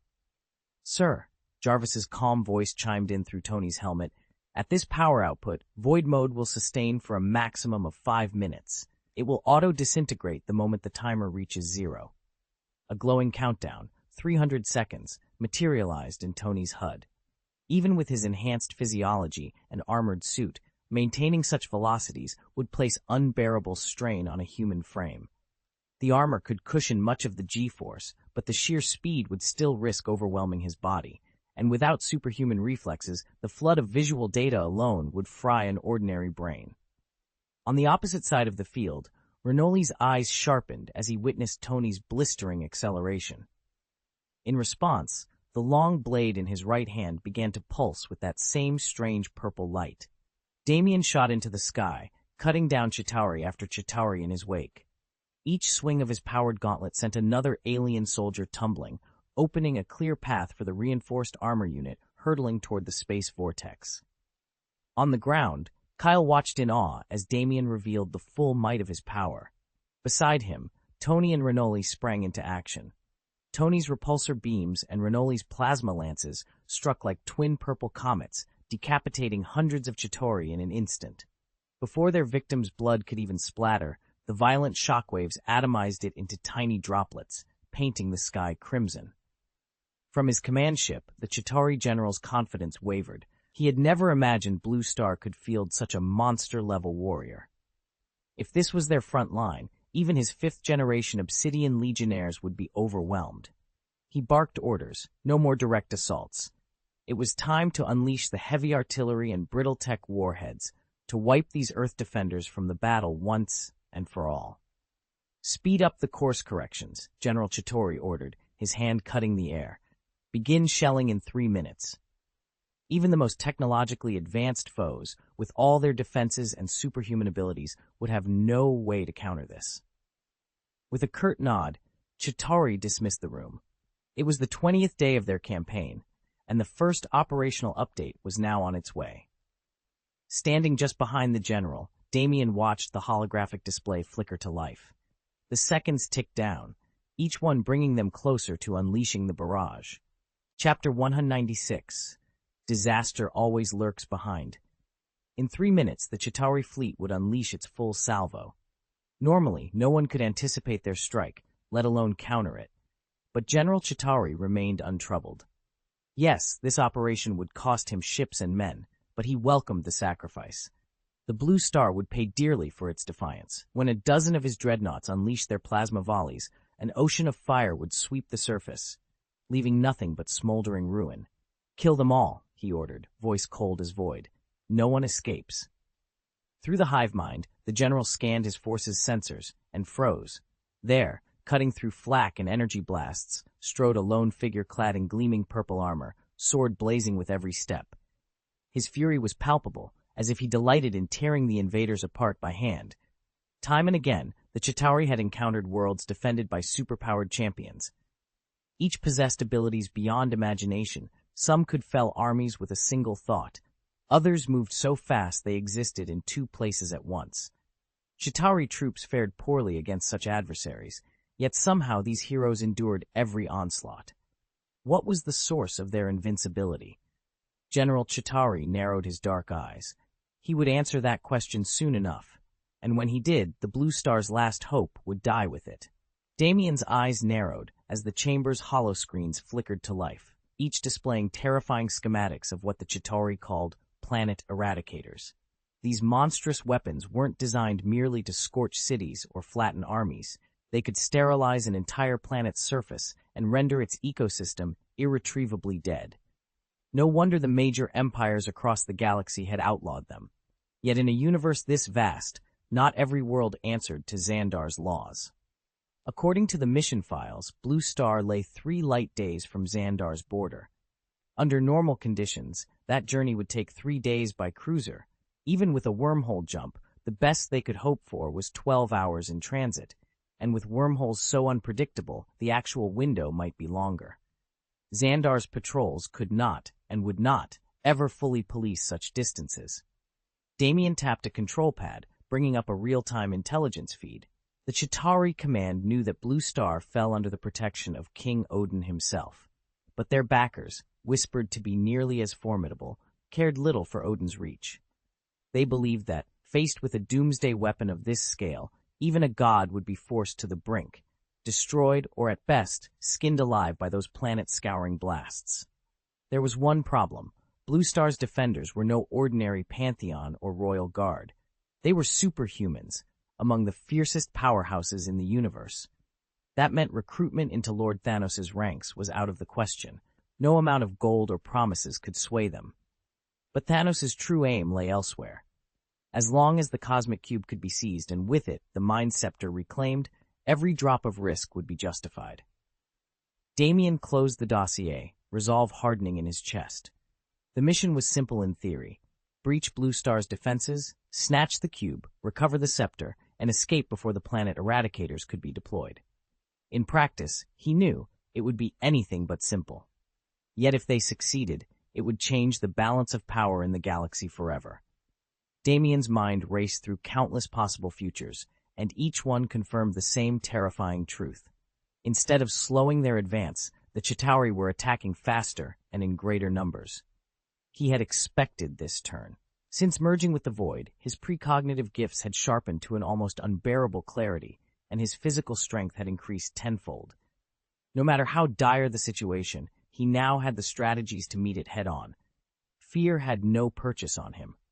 "Pathetic insects, blind to their own fate," Damien murmured, his voice low and resonant. "Let them be crushed by the destiny I foresee." With a glee nod, he unleashed Tony Stark and Renoli. Repulsor beams and arc pulses lanced through the alien ranks, cutting down tens of thousands of Chitauri in just over a minute. Yet the horde pressed on without hesitation, a living avalanche of armored soldiers, hulking beasts, and relentless war machines. Side by side, Tony and Renoli fought with everything they had, repulsors blazing, armor scorched, muscles burning, pushing back wave after wave. More than a minute of unrelenting combat had left them reeling, but the enemy showed no sign of slowing. Damien's sharp gaze flicked over the battlefield. If even one battalion of these monsters managed to land on Earth unopposed, the consequences would be catastrophic. Yet he felt no dread, only certainty. In this storm of war, he was the eye of the hurricane, and nothing could stand in the path he'd already foreseen. Their nerves were taut as bowstrings. There was simply no room to relax, even as exhaustion set in. They'd cut down countless Chitauri soldiers, but the alien energy bombs still detonated relentlessly across New York.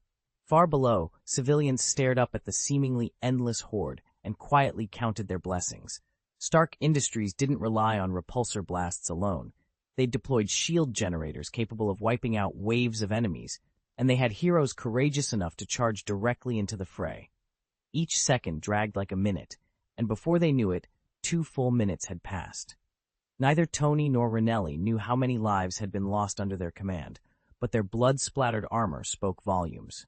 Then, at last, the Chitauri halted their attack and wheeled en masse back toward the rending space vortex. "Thor, seal that portal now," Tony roared. "I'm on it," the Thunder God replied, hammer already crackling with power. "Jarvis, initiate the shutdown sequence," Tony ordered calmly, despite the chaos. His HUD blinked to life in his visor. 178 seconds. The countdown was ticking. Damien suppressed a sigh. He knew all too well how fearsome the Prophet's power was, but he wasted no time giving his orders. At once, 20 hidden steel-armored suits burst into the sky, each one gripping a pair of mushroom-shaped bombs. Together, they streaked toward the nearest space vortex. When it came to sealing the channel between dimensions, Damien trusted only a handful of people. Kyle and the others were capable, but the final lock had to be left to Thor. After all, this fight wasn't just a struggle between Blue Star and the Chitauri. It was Thor's last stand to defend the 9 realms. No one else could bear that responsibility. Thor heard the command and immediately set to work. He channeled the cosmic cube's power, sending a pillar of shimmering energy around the vortex. Slowly but surely, the pillar contracted and the swirling rift began to fade. Across the battlefield, a Chitauri commander barked in disbelief. "Why seal it now? Shouldn't we press our advantage and pursue them?" "Did they see through our strategy?" another hissed. "Impossible," a third snarled. "They wouldn't dare." But by then, it was already too late.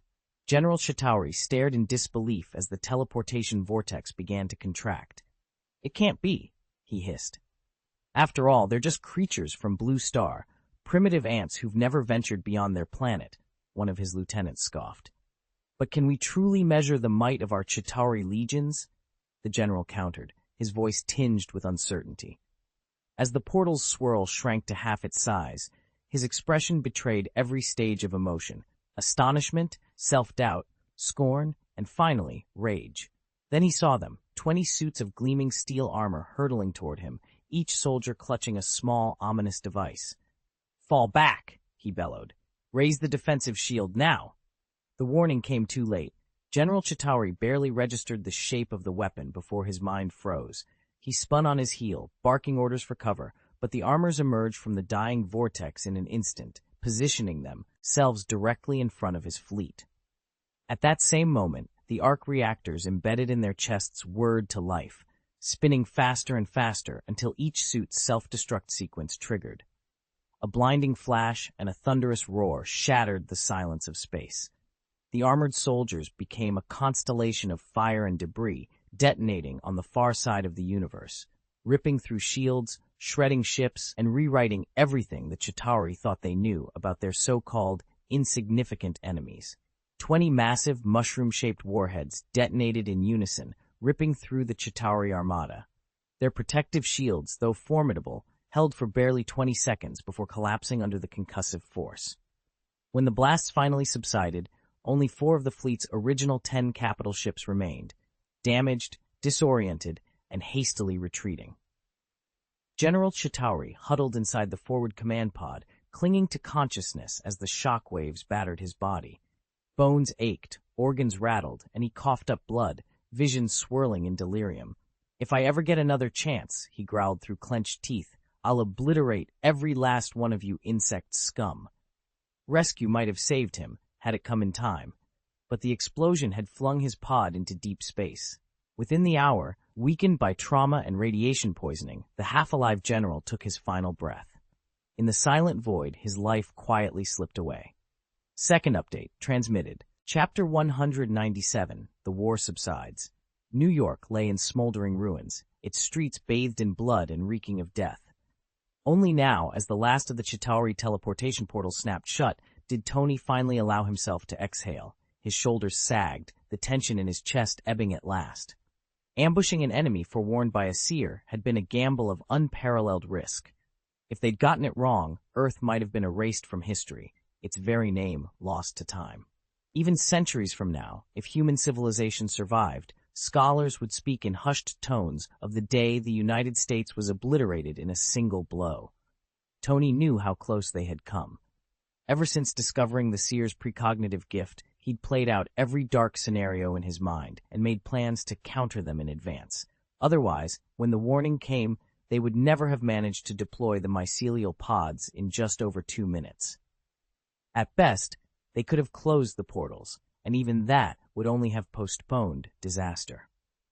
As long as the Chitauri remained undefeated, this was but the first wave of an onslaught that would inevitably return. Now, with the battlefield silent and the last enemy shipments destroyed, Earth had bought itself a reprieve, but the war was far from over.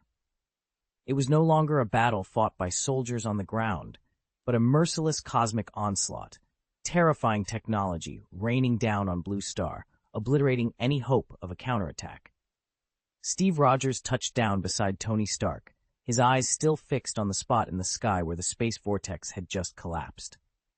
"Did it work?" Tony exhaled, the tension evident in every line of his body.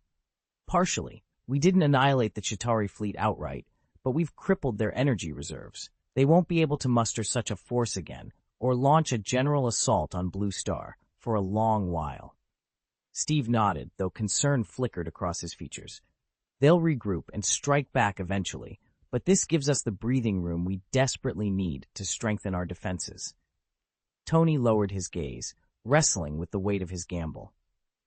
He'd been the one to propose this high-stakes strategy, luring the enemy deep into our territory in the hope of delivering a decisive blow that would end the Chitauri threat once and for all. If it had failed, he'd be remembered as a traitor, the man whose plan led to his own army's disgrace at the hands of what was supposed to be an inferior foe. Now, with the vortex gone and the battlefield silent, Tony wondered which fate history would choose for him. Harbinger of salvation, or symbol of catastrophic hubris. Even with the heavy toll we've paid, they'll be back. The Chitauri were arrogant enough to believe Blue Star's people were no threat, but they've just learned, the hard way, that underestimating us comes at a terrible price. Next time they return, it won't be a raid, it'll be a full-blown clash of civilizations. "Jarvis, pull up a panoramic view of New York," Stark ordered, "and run the numbers. Casualties, wounded, structural losses, everything. I want a complete breakdown." Almost instantly, Jarvis assembled satellite feeds into a crisp 3D projection hovering in mid-air. The AI's final assessment: this battle could be declared a victory. Stark studied the wreckage, crumpled buildings, scorched streets, tents of medics and injured civilians. A bitter satisfaction welled in him. Yes, Blue Star had suffered, but only by inflicting such devastating losses on the Chitauri could they hope to deter the next invasion. Let the invaders remember this day, and think twice before returning. Even if this outcome sprang from their original plan or sheer luck, the Chitauri's energy bombs had still wrought massive damage on New York. At least the city remained habitable, far better than scrambling to deploy those doomsday warheads at the last minute. "So we actually won," Steve said, relief softening his voice. "All thanks to you, Tony Stark," he added, resting a hand on Tony's shoulder. Tony looked anywhere but at Steve, as if afraid the praise might shatter him. Steve understood. Tony wasn't the same brash genius he'd been during his first taste of battle. Over the years, Steve had marched through countless war zones. Tony, by contrast, had only ever seen real combat in those early Avengers days.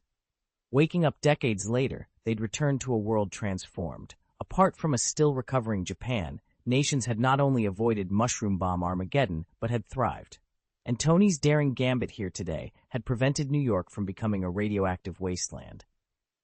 "Honestly, I didn't expect you to say that," Tony admitted, finally meeting Steve's eyes. "Shouldn't you be blaming me?" Tony went on, half smiling, half expecting reproach. Steve gave him a warm, steady look. "We won because you took the risk. Now let's get to work rebuilding." Damien studied Steve's face. "I've been through war," he began quietly, "and I know most people would do anything to avoid it."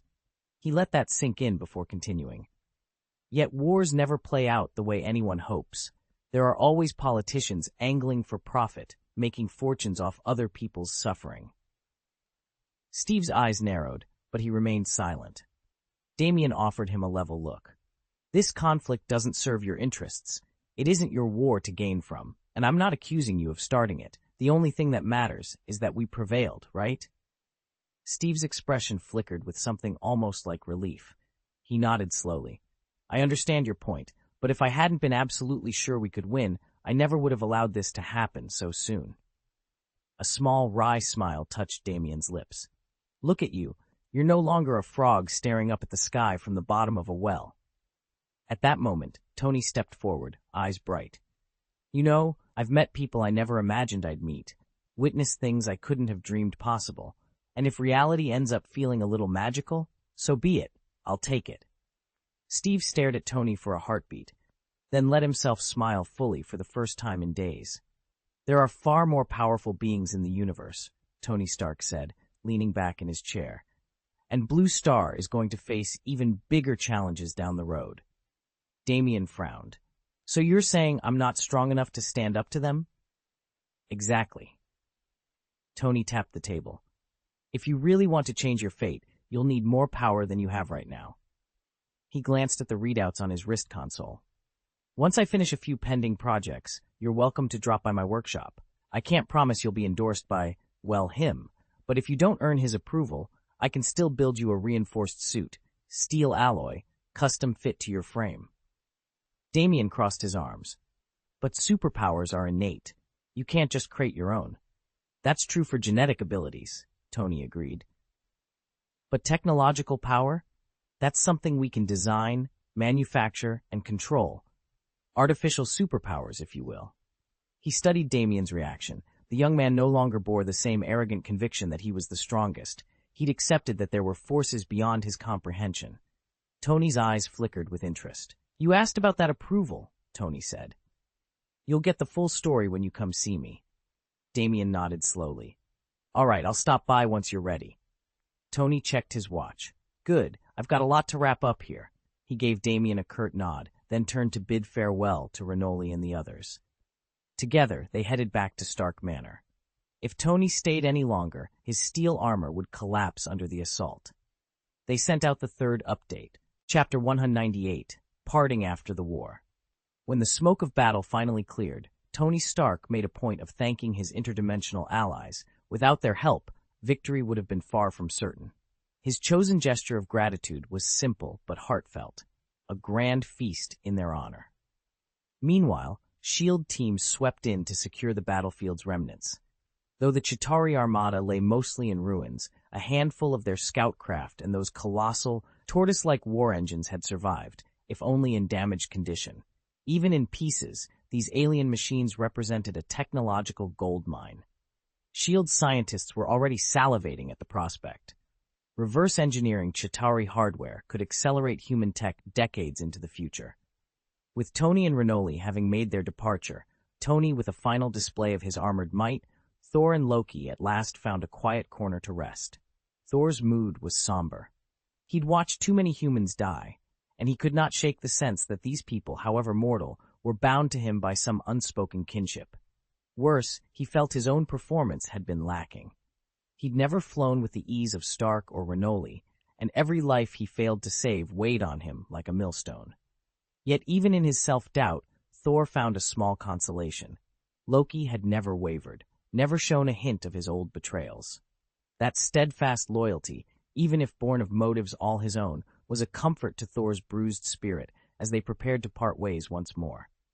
Before the battle had even begun, Loki watched the Chitauri forces pour onto the field in endless waves. He thought briefly of betraying Thanos, but the raw power on display gave him pause. Tony Stark alone was daunting. The allies he'd summoned were far more terrifying. Loki had seen them fight. Renoli, Kyle, the Predictor, and Lacey all surrounded by a flickering violet aura. That strange glow, he suspected, came not from Tony, but from Damien Umbereka's blessing. When word reached them that Tony needed aid, they'd answered without hesitation, racing across the battlefield in a heartbeat. Loki's curiosity was piqued. Who was this Damien Umbereka that even Stark deferred to him? What was the true source of his power? If he could uncover Damien's secret and earn that same blessing, the tide of war might yet be turned in Loki's favor, and he would seize the opportunity without hesitation. Loki watched quietly, curiosity tugging at him. He wondered exactly how many people Damien's blessing could reach. After all, powerful blessings almost always came with limits. Special qualifications and unique artifacts often served as the medium for channeling their immense power. Given enough time, Loki thought, he could uncover the rules behind this gift. There was no need to rush. Nearby, Steve Rogers glanced at Bruce Banner, impressed by how quickly Banner had reverted to his human form, barely 10 minutes after the battle had ended. "Looks like you're getting more comfortable with your power," Steve said. Bruce shook his head. "No, Hulk did it on his own. He chose to change back." Steve frowned. "I still can't say I'm used to the Hulk." Bruce offered a small, reflective smile. "Tony's right. Being the Hulk isn't a curse. It's actually a gift, one that gives me more options when everything else fails." Steve considered that. When you deploy it at the right time, it becomes a tool to protect people. "That's exactly why I want to embrace it," Bruce said, pressing a hand to his chest where his heart beat steadily. "I saw the Chitauri slaughter helpless civilians. I couldn't save them all, but whenever the Hulk emerged, I gave those people a chance." Bruce Banner stood amid the wreckage of the battlefield, his breath ragged as the fallen Chitauri lay scattered in every direction. Thousands of their alien bodies, twisted amalgams of gods and monsters, had been torn apart by the sheer force of the Hulk. Yet even as adrenaline pounded through his veins, Bruce's mind raced ahead to a future he barely dared to imagine until recently. If only he could master the Hulk's power instead of fearing it. If he could listen to his own thoughts while transformed. If, on command, the Green Titan could bend to Bruce's will, then nothing would stand in his way. He wouldn't have to hide, wouldn't have to run. Meeting Tony Stark and Renoli had changed him. In their company, among their brilliance and confidence, Bruce had found something he never expected: hope. He thought of the woman he cared about, how he'd once let her slip away because the Hulk was too unpredictable, too uncontrollable. Bruce closed his eyes, picturing a new reality in which he could choose when to become the Hulk and when to be himself. He would not lose her again. "Raw power alone won't win every fight," Tony said from just behind him, his tone both encouraging and matter-of-fact. "There's a gap between what you can do and what you could do with practice." Renoli stepped closer, arms crossed. "Once you learn to direct that strength, you'll be unstoppable." Steve Rogers nodded in agreement, offering Bruce a firm, reassuring clap on the shoulder. "But remember, if you want to control the transformation, you need a safe environment and a spotter. Preferably Tony, otherwise things could go very wrong." Bruce inhaled deeply, letting their words settle around him, his jaw set. No more running, no more fear. Whatever it took, he would learn to command the Hulk's power and finally reclaim the life he'd lost. Damien nodded appreciatively. There wasn't a trace of jealousy in his voice as he took Tony's words to heart. Tony was right. No one can master superpowers by sheer will alone, and Damien's own enhancements were purely technological, not magical. I understand. I'll go see Tony later and get some practice in. He paused, looking thoughtful. I don't know when I'll need this, but it can't hurt to be ready. Across the room, Bruce Banner listened to Steve Rogers' suggestion and offered a wry smile. All right, but before we dive into more training, how about a drink? Steve returned the smile, shaking his head. Sorry, Bruce, no alcohol for me. Bruce chuckled and leaned back. Fair enough, but honestly, after what we just saw, you've got to admit it must have shaken you up a bit, right? Steve gave a small wave of his hand, masking the adrenaline still coursing through him. I won't lie, it did. I know it's been decades since I awoke from the ice, Banner said quietly. At first I assumed technology had simply advanced, but I never expected to see so many extraordinary individuals, each far more powerful than I. Still, despite my surprise, there's a part of me that's glad. He glanced over at Steve.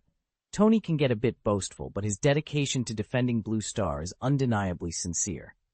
Steve fell silent for a moment, then managed a small, wry smile. Let's go. Banner noticed that fragile grin and realized he'd struck a nerve. He hesitated before asking, Where to? Steve shrugged. Let's grab a drink. I can't actually drink, but I can keep you company. Besides, the fight's just over and I'd rather not be alone right now. A genuine smile finally surfaced on Banner's face. All right, if you'll be my sounding board. Steve nodded. Absolutely. With that, the two friends walked off together. Chapter 199, War is a Waste of Money. Aboard the aircraft carrier, Nick Fury sat before the intelligence feed, scrutinizing the satellite footage. He watched Tony Stark and his allies engaged in a fierce struggle. Every time Tony struck or was struck, a faint purple glow pulsed around his suit. Fury frowned, intrigued. He had initially assumed the light was a purely technological byproduct of Stark's armor. But this was something more, something far beyond any prototype Stark had ever built. The raw speed and force of Tony's movements were so extreme that if he were still an unenhanced human, his bones and organs would have been ripped apart. Yet there he was, throwing punches and taking hits as though invulnerable. That realization sent a chill through Fury. Tony's physiology must have been altered at the cellular level. But who, what, could grant him such power? Fury's mind circled back to one name, Damien Ambalaka. If any person had the means to reforge flesh and steel, to fuse man and machine into a single, unstoppable weapon, it was Damien. No ordinary genius, no rival industrialist, only someone with Damien's uncanny, almost otherworldly capabilities. Fury leaned back, rubbing his temples. With a lesser figure, he might have tried persuasion or coercion to extract the same enhancements. But Damien was different. He answered to no one, not even Fury. The notion of threatening or bribing him was unthinkable. Frustration coursed through him. War, Fury reflected bitterly, was a colossal waste of resources, and yet here he was, powerless to stop the next escalation. He flipped off the monitor and turned to the bridge officers. Keep a close eye on Stark, he ordered, and tell me the moment that glow shifts or flares. As the hum of the carrier's engines filled the chamber, Fury steeled himself. Whatever Damien had done to Tony Stark, the repercussions were just beginning, and in Fury's book, no price was too high to pay for the advantage, except, of course, the one price he couldn't pay at all. Chapter 7. The Aftermath. Ever since their hasty first encounter, Eshield's relationship with Damien had been strained. They still hadn't forgiven him, yet Damien never let their distrust stand in the way of Tony Stark's collaboration with the agency. In fact, it was precisely Damien's magnanimity that kept Stark, and by extension, Eshield, in the fight to protect humanity. But Tony's surge in power raised an unsettling question. If Stark could become so formidable with Damien's help, how strong was Damien, truly? Nick Fury found himself recalling Damien's parting warning. Don't even think about calling Captain Marvel. Her arrival would change nothing. In other words, provoking Damien was a losing proposition. With Damien's quiet presence backing them, the Blue Star facility had become all but impregnable. Even if Damien chose not to lift a finger, Tony, bolstered by Damien's assistance, was more than enough to safeguard the base. The real mystery now was who would next earn Damien's favor. Shield's after-action report painted a grim picture of the recent skirmish. It had lasted under 10 minutes, but claimed 6,396 lives. 80% of the casualties were black civilians. White civilians made up the remaining 20%. The stark disparity wasn't the result of targeted violence, but of evacuations carried out at a moment's notice, an emergency airlift that saved many while leaving thousands behind. As Fury reviewed the numbers, one thing was clear. The world had just witnessed a display of power unlike any before. And with Damien standing quietly at its center, no one could predict what would come next. Most of the human lives lost were soldiers and police officers. No one could say exactly how many Chitauri fell in the fighting, but conservative estimates put their casualties at over 100,000. With fewer than 10,000 human deaths and such crippling losses inflicted on a technologically superior foe, humanity had secured a decisive victory. Homes, vehicles, and other property damaged or destroyed in the conflict would be reimbursed according to established rates and procedures. War is an expensive proposition. Training troops, manufacturing weapons, compensating victims, and rebuilding infrastructure all require vast sums of money. Yet this battle was unavoidable, and Nick Fury had achieved precisely what he set out to do. Now that politicians could no longer deny the reality of extraterrestrial life, S.H.I.E.L.D.'s authority would expand dramatically. Tony Stark and the other heroes who had stepped forward to fight would soon be celebrated by countless people. After all, honor and fame are prizes that countless men, and now these heroes, dream of. Chapter 7: Fragile Harmony. Tony Stark's reputation in the United States had become legendary. A genius engineer and the wealthiest industrialist in New York, he'd single-handedly dismantled terrorist networks, earning both admiration and wariness in equal measure. Even Nick Fury acknowledged that few figures in America could wield such influence, and that influence often translated into hard-won conveniences on the global stage. From his vantage point behind a crumbling facade of concrete and steel, Damien watched Stark's latest engagement unfold. In less than 10 minutes, Iron Man had neutralized every threat with pinpoint accuracy. This suit wasn't the one Damien remembered. The power output, defensive shielding, and integrated weaponry were leagues beyond the original design. Yet Iron Man's triumph owed as much to teamwork as to technology. Flanking Stark were 4 hand-picked specialists, each a master in fields ranging from cyber warfare to close-quarters combat, whose loyalty to him was absolute. After the dust settled, Renault, Stark's field lieutenant, led Damien through a series of hidden corridors into the heart of the Void Cult's sanctuary. There, Damien met several high-ranking acolytes of the Void God. Each individual demonstrated the uncanny ability to confront danger on their own, a testament to their training, but also a potential fault line. Decentralized strength bred resilience, certainly, but it also risked fragmentation. Damien reflected on what he'd observed. The cult's current stability sprang from camaraderie and mutual respect. As long as every member believed themselves equals, unity endured, and contempt never took root. Yet that fragile equilibrium could shatter the moment jealousy or ambition crept in. If even a single acolyte began to view another as a rival, the bonds holding the Void Cult together would quickly unravel, and with them, all chance of collective purpose. Damien knew that, moving forward, preserving internal order would be as critical as any battlefield victory. Damien surveyed the Void Cult's ranks with a quiet confidence. He couldn't predict exactly how each member would wield their newfound power, but he could, at the very least, prevent infighting and keep the organization united. Tonight's battle had been illuminating. Both Steve Rogers and Bruce Banner had learned more about themselves and their abilities than ever before. Damien was certain Banner would seek him out next. After all, Tony Stark had warned that if Banner ever wanted better control of the Hulk, he'd need guidance that Damien alone could provide. Steve, however, remained undecided about pledging himself to the Void. Damien could have easily tipped the scales, granting Steve's beloved Paige immortality and restoring her youth would be enough to win his loyalty. But those days of personal persuasion were behind him. The Void Cult's influence was now spreading organically, drawing in desperate souls eager to reshape their destinies. Still, Damien kept one eye on Earth, Blue Star, as the cultists called it, where the first Avengers Assembly had given rise to an even broader pantheon of heroes. If any of them sought him out, he wouldn't turn them away, so long as their character held true. With his network growing and fresh recruits arriving daily, Damien allowed himself a rare, satisfied smile. Now he could afford to wait. The void would come to him in its own time. Damien watched with growing interest as Tony's confidence surged after merging with the void. He was eager to see how the others would fare. In the recent battle, it was hard to tell whether Tony had held back on purpose. Only 3 of his more than 30 New York estates suffered damage, and the ensuing compensation costs were negligible.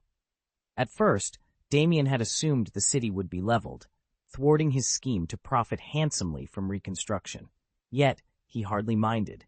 Every day, money poured into his accounts, even while he lounged at home, outstripping his modest expenses. His wealth simply kept growing.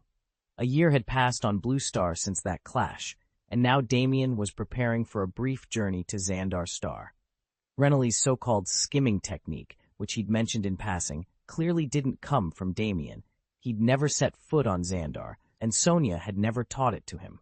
Still, Damien found himself recalling Sonia's famed King of Kings combat style, wondering if it might hold the key to mastering whatever Renly had in mind. It looks like the chapter text itself didn't come through. Could you please paste the full chapter you'd like me to rewrite? Once I have the complete text, I'll revise it into coherent, idiomatic English and rename the main character to Damien. Chapter 200. Are you ready? After the Battle of New York, the battle had barely ended when Damien, Lacey, Renly, Kyle, and the Predictor agreed to linger on Earth, Blue Star as Tony liked to call it, for a while. Tony Stark insisted on covering all their expenses, meals, drinks, lodging, even private transport. It was a drop in the cosmic bucket for them. Each was a billionaire in the wider universe, and choosing a less developed planet would let them lord over everything with ease. But they'd grown fond of the Void Isle on Xandar for its peace and quiet, and now Damien was eager to sample Earth's celebrated cuisine and nightlife. The very entertainments Tony had promised would rival any across the stars. During the war, they'd been swept straight into the fray the moment they arrived. There'd been no time to rest. Now that the conflict had drawn to a close, they finally had the luxury of deciding their own itinerary, unburdened by imminent threats. 3 days later, they found themselves on Tony's private island in the Bahamas. The sun glittered over calm, turquoise waters, and a gentle breeze stirred the palms. Thor strode up from the shore, Mjolnir resting casually on his shoulder. "Thor, thank you for your help this time," Tony called, stepping forward with a warm grin. "Always my pleasure, Stark," Thor replied, returning the smile. "Do stop by Blue Star whenever you're free." "I just might," Tony said with a chuckle. He glanced over at Damien, Lacey, Renly, Kyle, and the Predictor, who were gathered on the deck, already sampling local delicacies. "We're all itching for a rematch. See who comes out on top in a true test of skill." Thor's eyes brightened at the prospect. "Then I shall prepare accordingly." "Looking forward to it," Tony agreed, extending his hand. The Thunder God clasped it firmly, and for a moment, old friends stood together in relaxed camaraderie, war behind them, and endless possibilities ahead. "We're bound to protect the 9 realms. That's my duty," Thor said with quiet resolve. "I appreciate your support." Tony nodded. "With a cosmic communicator, we can keep in constant contact, and if Blue Star is ever threatened by an external enemy, send me word. If I'm free, I'll drop everything and come to your aid." Thor allowed himself a small, wry smile. "There will always be conflicts within each realm, conflicts beyond Asgard's direct control. Intervening in every skirmish would upset the balance of the 9 realms. We would only intervene if a single powerful force rose up and destroyed that balance, or if an invader from another universe attacked. Until then, each world must settle its own disputes. Your offer, however, brings me great comfort." "Then we'll keep in touch," Tony replied, returning the smile. "See you soon." Thor inclined his head to Tony's words, then turned towards Steve and Bruce, who stood silently by. With a casual gesture, he called upon the power of the cosmic cube. A pillar of shimmering light erupted around Thor and Loki, lifting them skyward. In an instant, they were gone, transported back to Asgard. Steve watched Thor and Loki stride off, awe and relief mingling on his face. It may feel like a miracle, he admitted, but having gods fighting for us is a real advantage. Tony shook his head. Don't get too comfortable, he replied. If the myths and legends are coming to life, then so are the monsters and demons we've heard about. Things that could make even gods think twice. And even with Thor's hammer in play, if humanity stays weak and divided, we might not hold out until more help arrives.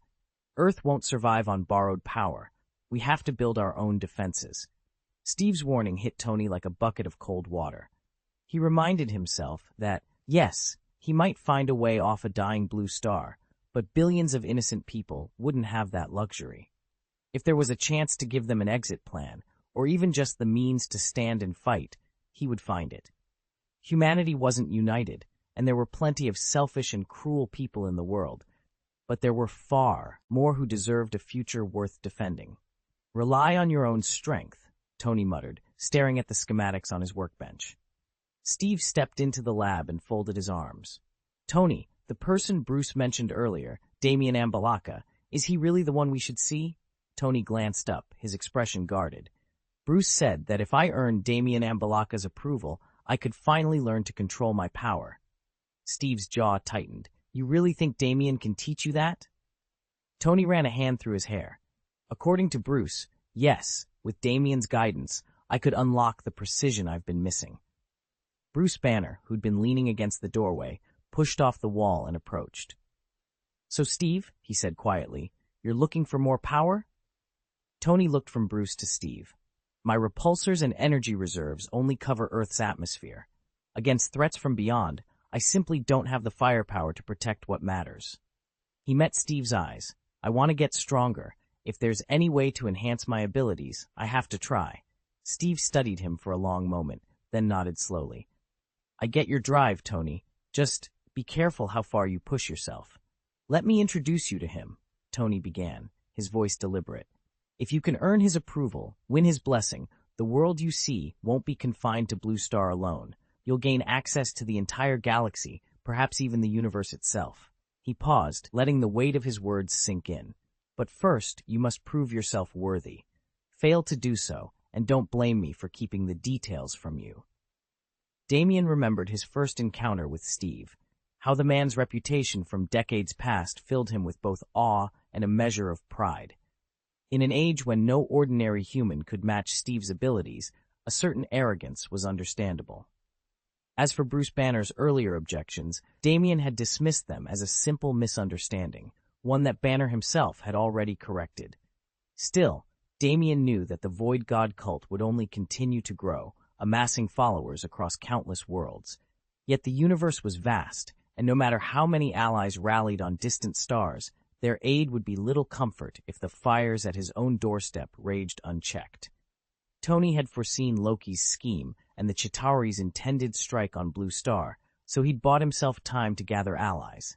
Of course, not every battle announces itself in advance. Most attacks arrive unannounced. All the more reason for Tony to hope there were other Void Cult survivors stationed on Blue Star. Hang on a moment, he said, pulling out his phone. I want you to meet someone. He tapped the screen, and after a brief pause, the call connected. Before Steve and Bruce shimmered a hologram of a tall, striking man, jet black hair, and that eyes like distant galaxies. I suspect I know what's on your minds, the newcomer said, voice smooth and certain. With my blessing, you can break free from the constraints of a normal human lifespan. You'll live far longer. He let that sink in. But a long life brings more than strength, it brings loneliness. He glanced toward Tony as if recalling a memory. Tony found a purpose that justified this gift, so he accepted it. Then he studied Steve and Bruce directly. What about you? Have you discovered what gives your extended years meaning? Do your ideals still hold you fast? The projection of Damien, once known as Harvey, hovered between them, waiting for their reply.